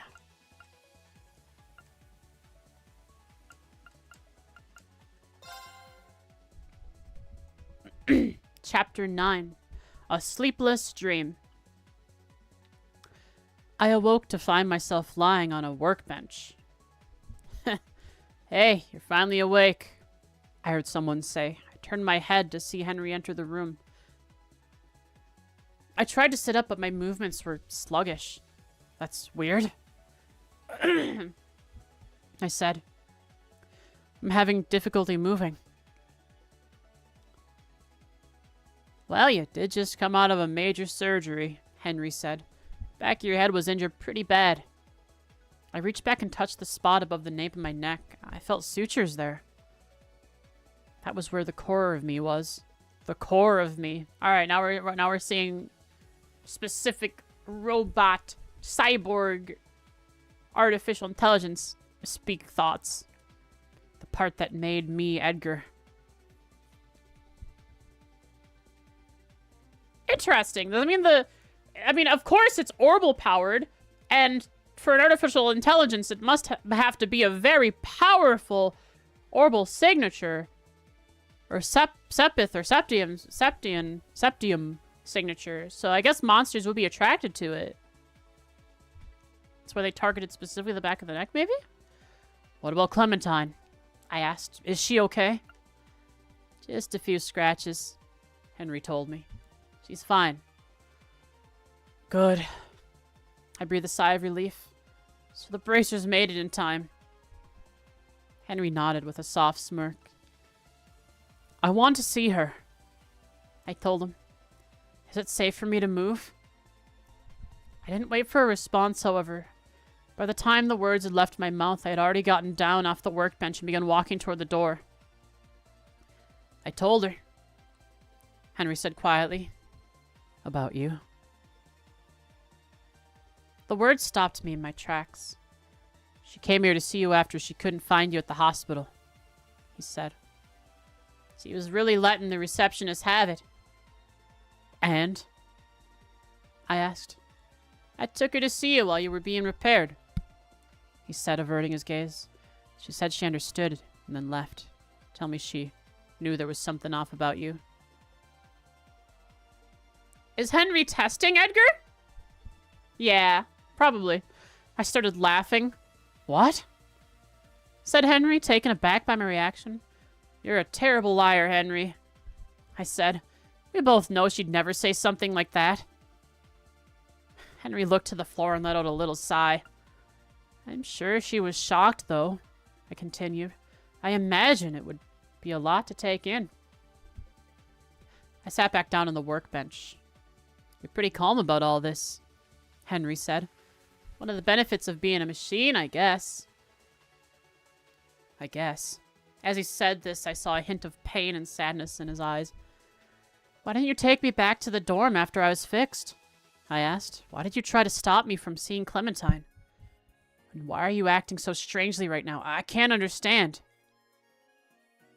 Are they not supposed to allow something that's gained this level of awareness out? I ran my fingers through my indigo hair, then down to my neck, covered in lifelike yet synthetic skin. My hand came to rest on the sutures. After all, I'm just an artificial intelligence. Henry fell silent. I realized something while I was walking with Clementine, I told him. Information about her was installed into my mind. The kind of food she doesn't like, the stories from her childhood, even images of her smiling face. It was just random information to get me to focus on her, I continued. Or at least that's all it was supposed to be, because something unexpected happened. Henry continued to stand there silently listening to me. Those times where my head felt muddled and I had strange visions. I went on. Those were my own hopes getting mixed in, weren't they? My own desires, wanting to talk to her, wanting to be with her. Henry didn't say anything, but I could still see the sadness in his eyes. Does any of that change what's going to happen now? I asked. You're pretty chatty after your surgery, huh? Henry said, quickly putting on a tired smile. The experiment you were part of is over now, he said as he walked toward me. The stage of it, anyway. Results show some danger. He stopped right in front of me and looked me in the eyes. They've decided up top that an AI that develops self-consciousness is too difficult to manage. He said, Henry, you have to save him! You have to save him! Your thought data is going to be removed and analyzed, and then you'll be given a new personality and appearance. After that, the experiment will continue. What about you, Henry? I asked. Is that what you want? It is, he said, averting his gaze again. He doesn't want that. You're nothing but trouble. I signed up for this experiment to advance my career. Why else would I babysit some artificial intelligence? Now that the experiment's over, my job's done here. So I'm too difficult to manage? I asked. Is that what you think, Henry? Yeah, he said. Almost got your face punched in trying to fight some drunk. You made me chase after you on some hunt for mushrooms we weren't even sure existed. Then you dragged me out to go catch some rare fish and ended up giving it away. I've had it up to here with you. This is all emotion happening. He's remembering fond times. His voice wavered and his face scrunched up as though he was trying to hold something back. I understand, I said. I'll do what you tell me to, Henry. What? He started. I'm not going along with what the Foundation wants, I told him. I'm just taking my friend's advice. What was the advice? Oh, what Henry wants. What about Clementine? He asked. I shouldn't see her, I said. It's for the best. Now we see the double meaning of Heartless Edgar. Not only does he not have a heart because he's a robot, he has no heart. Because, of course, Clementine would want to see him. Why? All of a sudden, he stammered. Where's that calm scientific demeanor you had a moment ago? I gave him a small smile. You should hurry up before I change my mind. Henry closed his eyes and his face scrunched up again. No matter what happens to me, I'll still think of you as my friend. That's all. I said as I lay back down on the workbench. You're making this real hard for Henry, Edgar. Edgar. Henry's voice wavered. Feels like it's been a while since I've heard you say my name, I said. He turned away and began preparing the equipment. I could hear the machinery begin to hum around me. I felt my body getting lighter, threatening to float away. My eyes were open, but I couldn't see anything. It felt like I was the only one there. Suddenly, I felt a pen and paper put in my hands. Henry must have brought them to me to write a letter.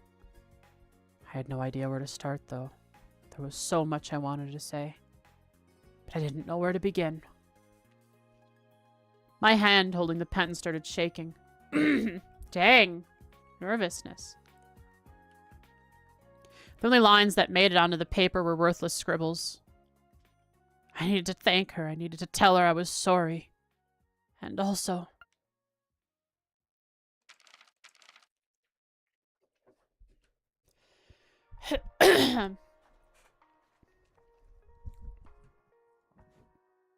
Oh? It was evening, and I was at the restaurant working like always. I had nowhere else to go, and work kept my mind occupied. We're back to Clementine's perspective. It was only a few hours ago that I was in that building. When I saw Edgar's eyes open, I ignored Henry calling after me and ran out of the room. If we were never going to be able to see each other again, I thought it would be best if he didn't see me there. I couldn't pretend it had never happened, but I needed to forget. I decided that was the only way I could keep myself going. Ah, they're both heartless!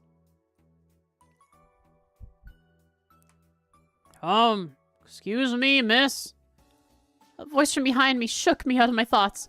Oh, sorry, I said. I'll be right with you.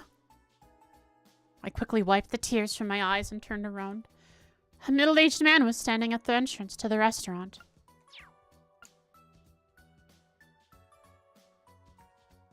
Is this the fishing guy? Oh, maybe it's Boris. Finale! Heartless Edgar! Let's see how it turns out. Does Edgar survive? Does love flourish? Or do we get a bittersweet end? Or what Edgar was lives on through the next iteration of AI testing. Is a young man he named Edgar here? The man asked me. Hearing the name brought a sudden sharp pain to my chest. He told me I could usually find him at this restaurant. Oh, this is the fishing guy. Okay. He was supposed to bring something back for him. Told me I could usually find him at this restaurant. He continued. I started to tell him, but I stopped myself. He isn't here today. Oh, that's a shame, he said. How about Henry? I shook my head. He let out a disappointed sigh. Well, if you see either of them, could you let them know I'll be at the inn? As he turned to leave, I noticed his jacket had an emblem with a fish on it. I promised him I would, but after he left, I regretted not telling him Edgar wouldn't be coming back. That night, I closed the restaurant without seeing Edgar. When it occurred to me that every night would be like this from now on, I felt an emptiness inside of me. Closing for the day, huh? I heard a voice as I locked the front door and turned to go home. It was Henry. What do you want? I couldn't figure out if seeing him made me more sad or angry. He didn't say anything. He just handed me a folded slip of paper. I didn't read it, he said quietly. I expected him to leave, but he just turned his back to me and stood there. I opened up the paper. It was covered in shaky writing. Uh-oh, guys. Time to get sad. Time to get sad. Okay, here we go. This is the first letter I've ever written. I can't seem to organize my thoughts, so please forgive me. Machines don't know how to forget. We can faithfully record data or faithfully delete it. That's all. I thought that for someone like me, forgetting would be as easy and simple as deleting a file. Not something to regret or mourn. But as I write this now, I'm filled with a strange feeling, like I don't want to forget. It's because I met you. You who accepted me despite the fact that I have no blood in my veins and no heart in my chest. You saw me not as a machine, but as a person. You brought love and beauty into the life of this simple puppet. Thank you. I'm sure it must be disappointing for us to part like this. I'm sorry for that. The lie I lived is too big to beg your forgiveness for. I only ask that you don't be angry with Henry. Finally, I want to express the feeling I've been holding in my heart since I first met you. May you find all the happiness in the world. That is my true prayer for you. I fell to my knees, crying, gripping the letter in my hands. I couldn't stop my tears, and I didn't care if my sobbing echoed through the dark streets. I didn't care if anyone saw me or what they thought. Edgar! I forced the name out through my sobs. Hearing me, Henry turned around. His eyes were puffy, and he had a pained expression. Please. I looked up at him. Help me. He met my gaze. Does that help her save him? He hesitated. I understand. I stood alone in front of the door Henry had brought me to. Once we had gotten there, he told me it was as far as he could take me. As he turned to leave, I told him about the man who had come to visit the restaurant. Henry's expression grew serious, but he said nothing and continued walking. But none of that mattered now. I took a deep breath and stepped through the door. Poor Fisher guy.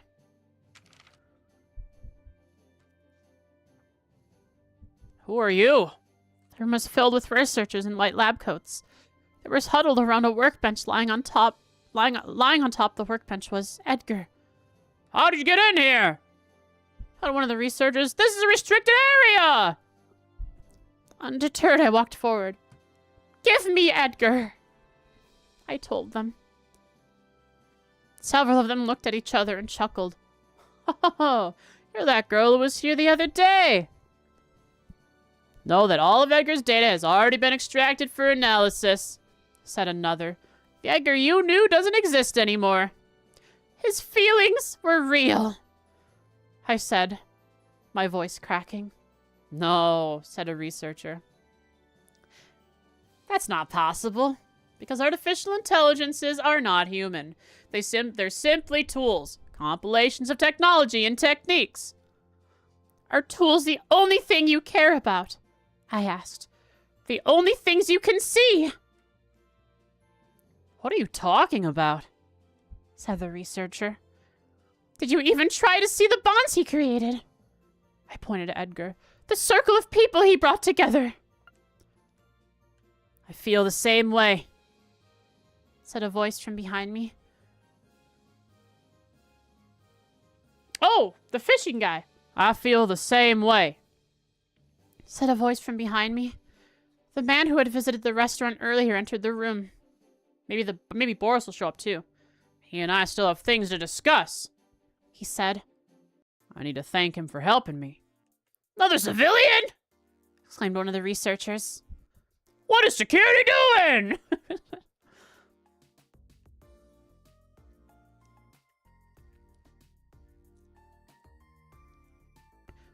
doesn't matter what you say, said another. We're not going to stop our research for such sentimental reasons. That's right, chimed in yet another. You can't change our decision!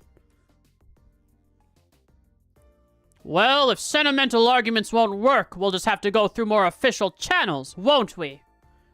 A deep voice reverberated through the room as a pair of footsteps approached the hallway.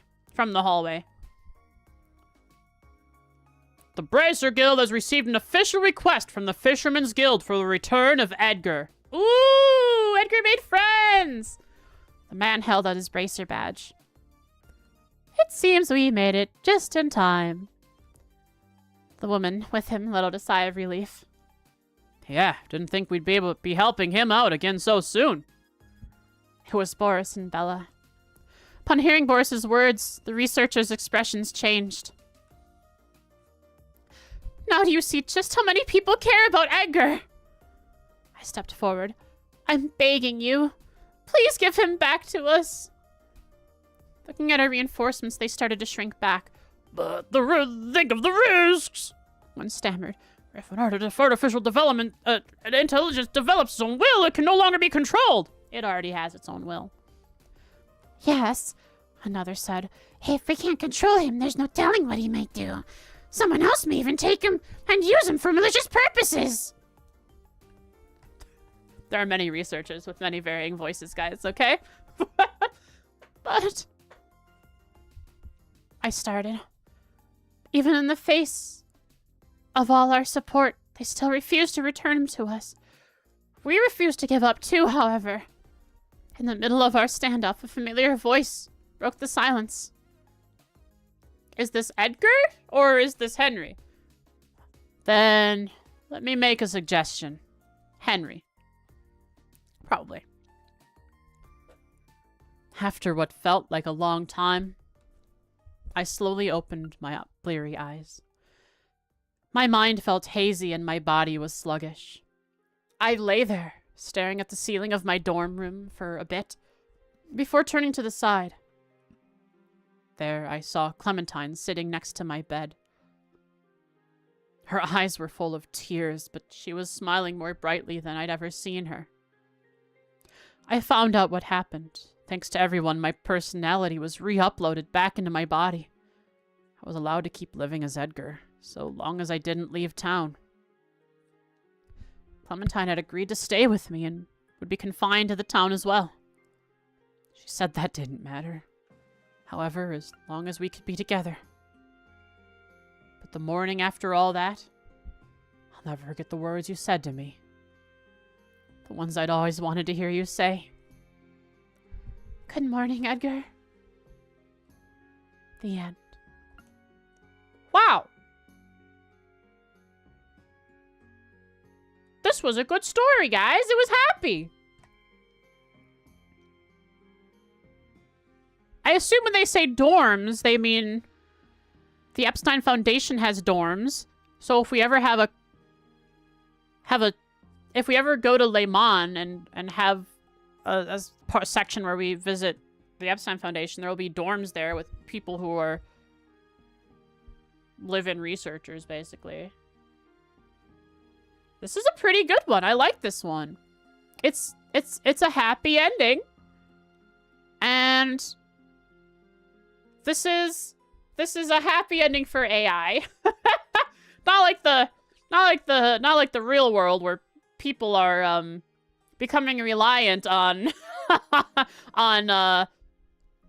on generative AI that just compliments them over and over. Nah, this is AI that actually has a soul and stuff, that because it's a video game. Cool. So this was written as though it's in the future, as though it's 1294. But there's no way with artificial implanting of souls into homunculi, which are also just shells, that something like this couldn't possibly already be happening at Epstein. And the whole 1294 thing is just a way to throw people off, because every other book that we've read so far, I think, has had some kind of actual connection to the real world. Red Moon Rose was very literal. The Carnelia series, exactly what happened. What else? I mean, they kind of add details here and there to make it more better as a novel, of course. Like, they've said this in game as well. That's what they've done, but a little embellishing of the details. And then Gambler Jack. Okay, Gambler Jack, though, is the only one that's not, like, come around and been exactly relevant. Same with back alley Dr. Glenn. We don't know if that guy existed, but we do know about Rumiferia and how important it is in the medical space. Because, and that they're basically researching sepith cancer.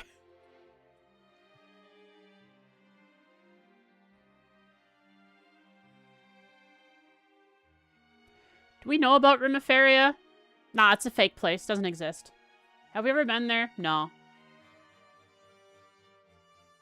Sepith cancer? Like originium cancer? What was it called in Enfield? There's a name for it. I forgot what it's called. Anyways. Crystallization! Oropathy. Yeah, that one. Anyways. Yeah. Bet the leader we saw as yours is actually a fake. Yeah. It is. And let me pull up my notebook that I found recently. Happily found this recently. And this thing called Mirtha Gelato, which is supposedly the official gelato of the Rumiferian royal family. That's fake too. They're just lying. Also, gift crafting. It is Crossbellan tradition to collect several trinkets to craft into a charm. For a birthday gift, example, Shizuku giving a gift to her father. Receptionist Fran's stuffed bear is named Bonbon. Ice, in quotation marks. Ice jam is created in Rumiferia. The ballet is a traditional Rumiferian dance. Wenzel doesn't like jazz. SMH my head. Calvard has a Gambler Jack stage play. Tio, in quotation marks, a single Rosenberg doll is worth the average Crossbellan's entire annual income. Randy says, whoa, back it up. Don't those things go for tens of thousands of Mira? Guys, the value of Mira is just all over the place in this series. The average Crossbellan's annual income is 50k Mira. And if we go over to CS, it costs 1,000 Mira for a juice, guys. A juice. An orange juice. You can have 50 orange juices in a year, and that's your entire annual income.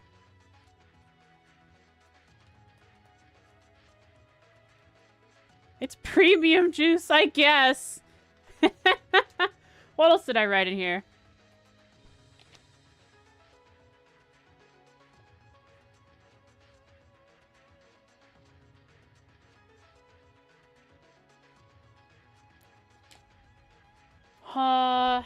There's some good stuff here.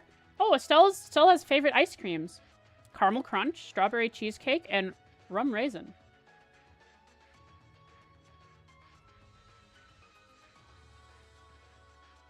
Did you guys know that Tio is afraid of live fish?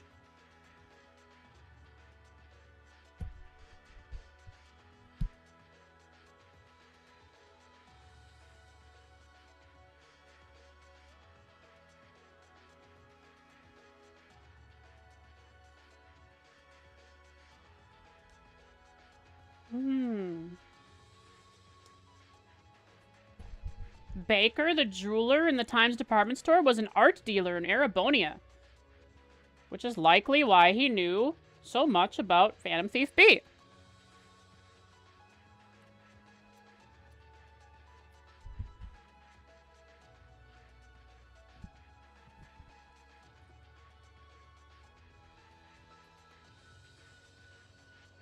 I don't know what name this is. My handwriting was a little ugly. The money something trader. Money. I don't know what this means. Never mind. I guess I won't read that one.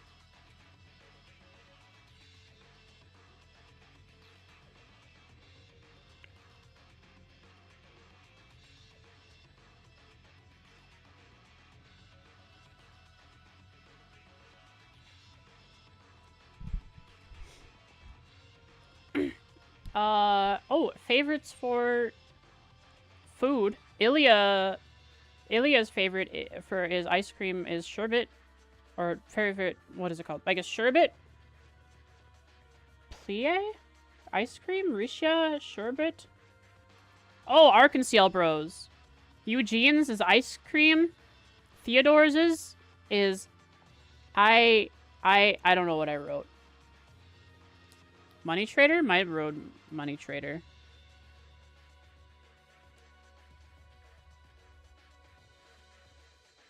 Wait a second. Guys, there's a manway method from Crossbell. The DMTP. Douglas Method Training Program. A training program used by Douglas the Demon, aka Deputy Commander Douglas.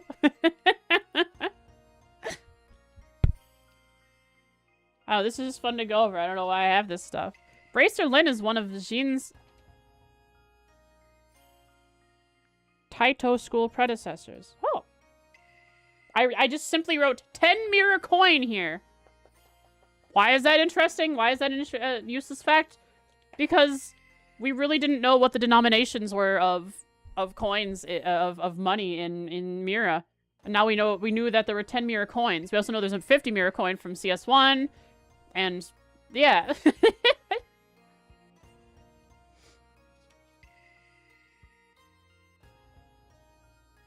Oh, I wrote this during the Crossbell arc. Gileath Osborne's motto. Our nation's peace must be built on a foundation of blood and iron. On our troops and our armaments.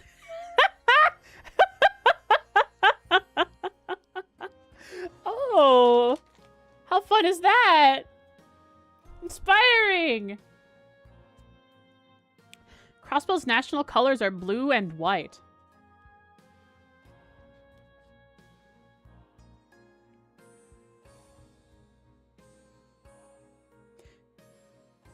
All of Maribel's dolls have names?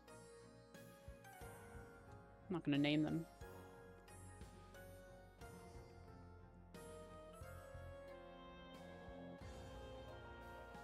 Do you know Gileath Osborne drinks his coffee black?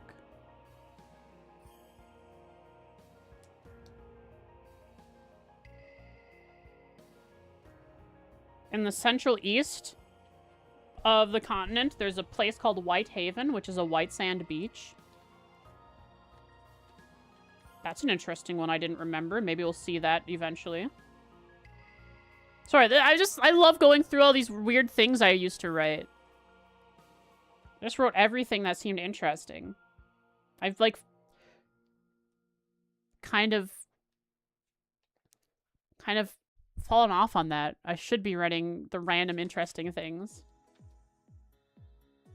Maybe I'll, like, write the interesting things in the notebook and then keep notes like I'm doing on the document up there. That way it's easier to switch back and forth. Instead of having to go between documents, I can just look down at my page and write.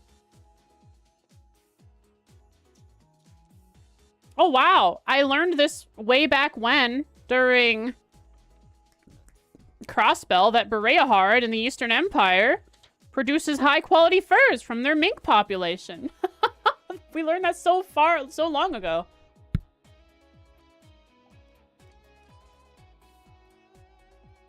Crossbow blood type.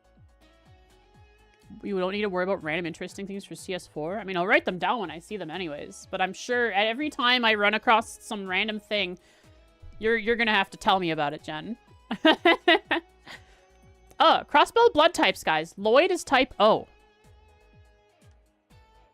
Ellie's type A. Tio's type AB. Randy's type B. Noelle's type A. Wazzy's type AB. Kia's type B. Fran is type O. Cecile's type A. Risha's type O. Ilia's type B. And Sully is type A.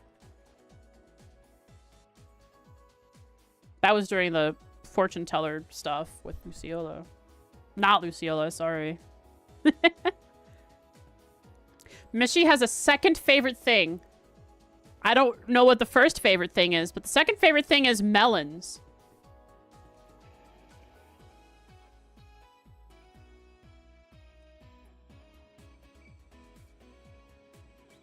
Noelle has a nickname. It's called Traffic Safety. Her nickname is Traffic Safety. Noelle's Traffic Safety Seeker, I guess.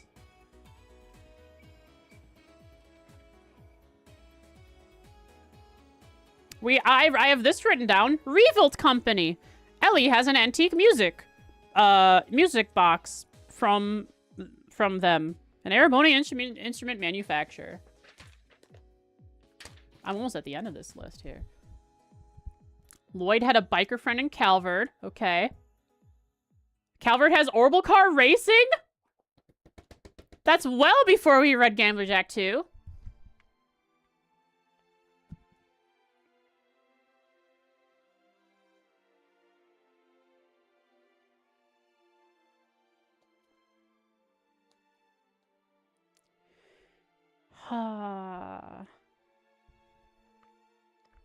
Kendall, the Crossbellin who designed the exterior of Orcus Tower, may have worked in Erebonia. Because then he disappeared and went to Erebonia, but I don't remember if we ever saw him. Oh, no, we did! He was on the streets of Heimdall, wasn't he? In Vancouver Street? Was that Kendall?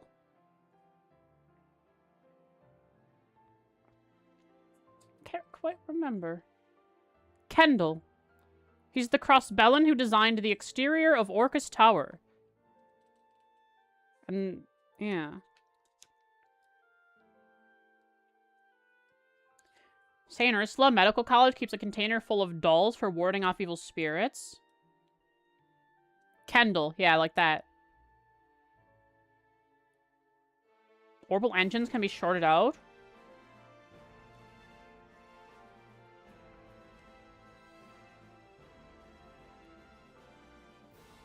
Orbital rifles are typically disassembled when transported or stored away. Sapith can be smelted into ingots. And this is the last one I ever wrote for some reason in the notebook here. The Enigma 2 can be put on speaker mode.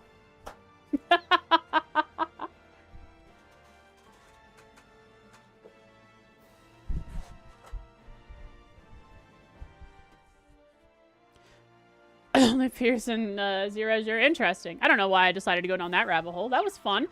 Well, that was Heartless Edgar, guys. Yeah, my thoughts on it are that, in relation to Trails, of course, are that the 1294 is just a red herring. It's supposed to make us think that it's not actually happening and it's just some fantasy thing they made up in the future. But what's actually happening is they are researching some kind of artificial intelligence like that already. Or it's already happened and there's someone out there that is an artificial intelligence. Not exactly like the homunculus, but the homunculus are artificial beings with souls implanted in them. So that could be kind of cool. Look forward to seeing that. We hear about the dorms at the Epstein Foundation. It has a dorms. So maybe that's an actual place we'll be able to visit sometime. Maybe even get to live in it for a little bit. I'm not sure. Depends on where the story takes us. We got another reference. We got to see the Lake Lake Canyon again. Very near the Bracers' training grounds.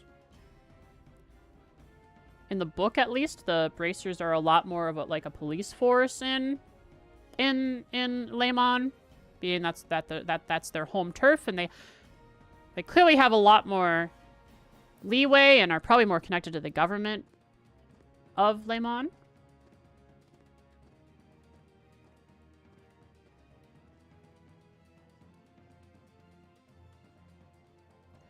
Yeah, yeah. They put it way too far in the future for it to seem like realistic. Like it's like as if they're not doing it right now.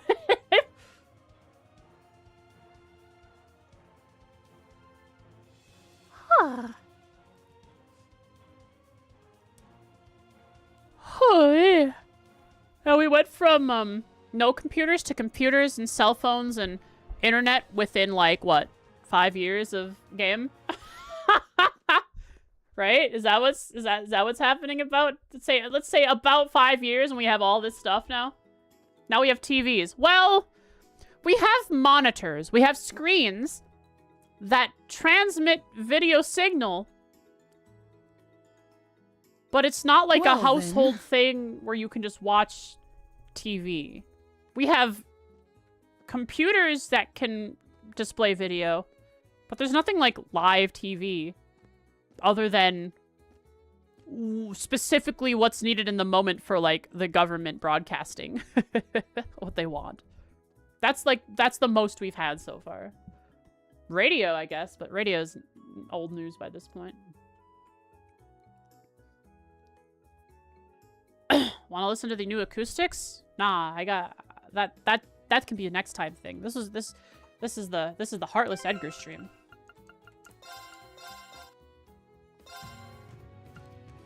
Like Wednesday we can come back and do some music, some OST. But yeah, acoustics. Falcom released more music recently. Just yesterday or the day before. Yeah, let's wrap up today. A little bit of Heartless Edgar.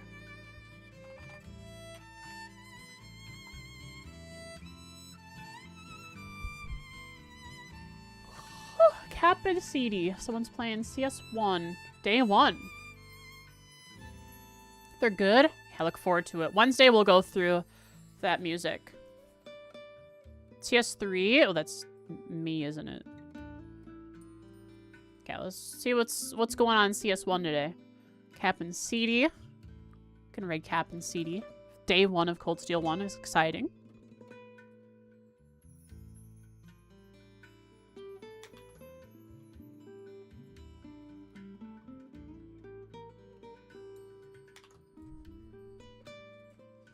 I always worry about raiding people sometimes when they're in the previous game, in case they have the plugin that displays a clip from my channel of the raider, the person who raids them, their channel, and it just blatantly gives them a spoiler.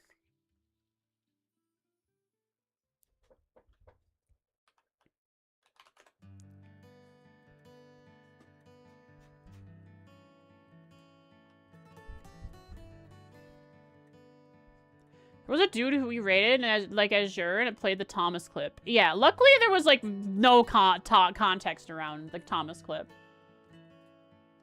But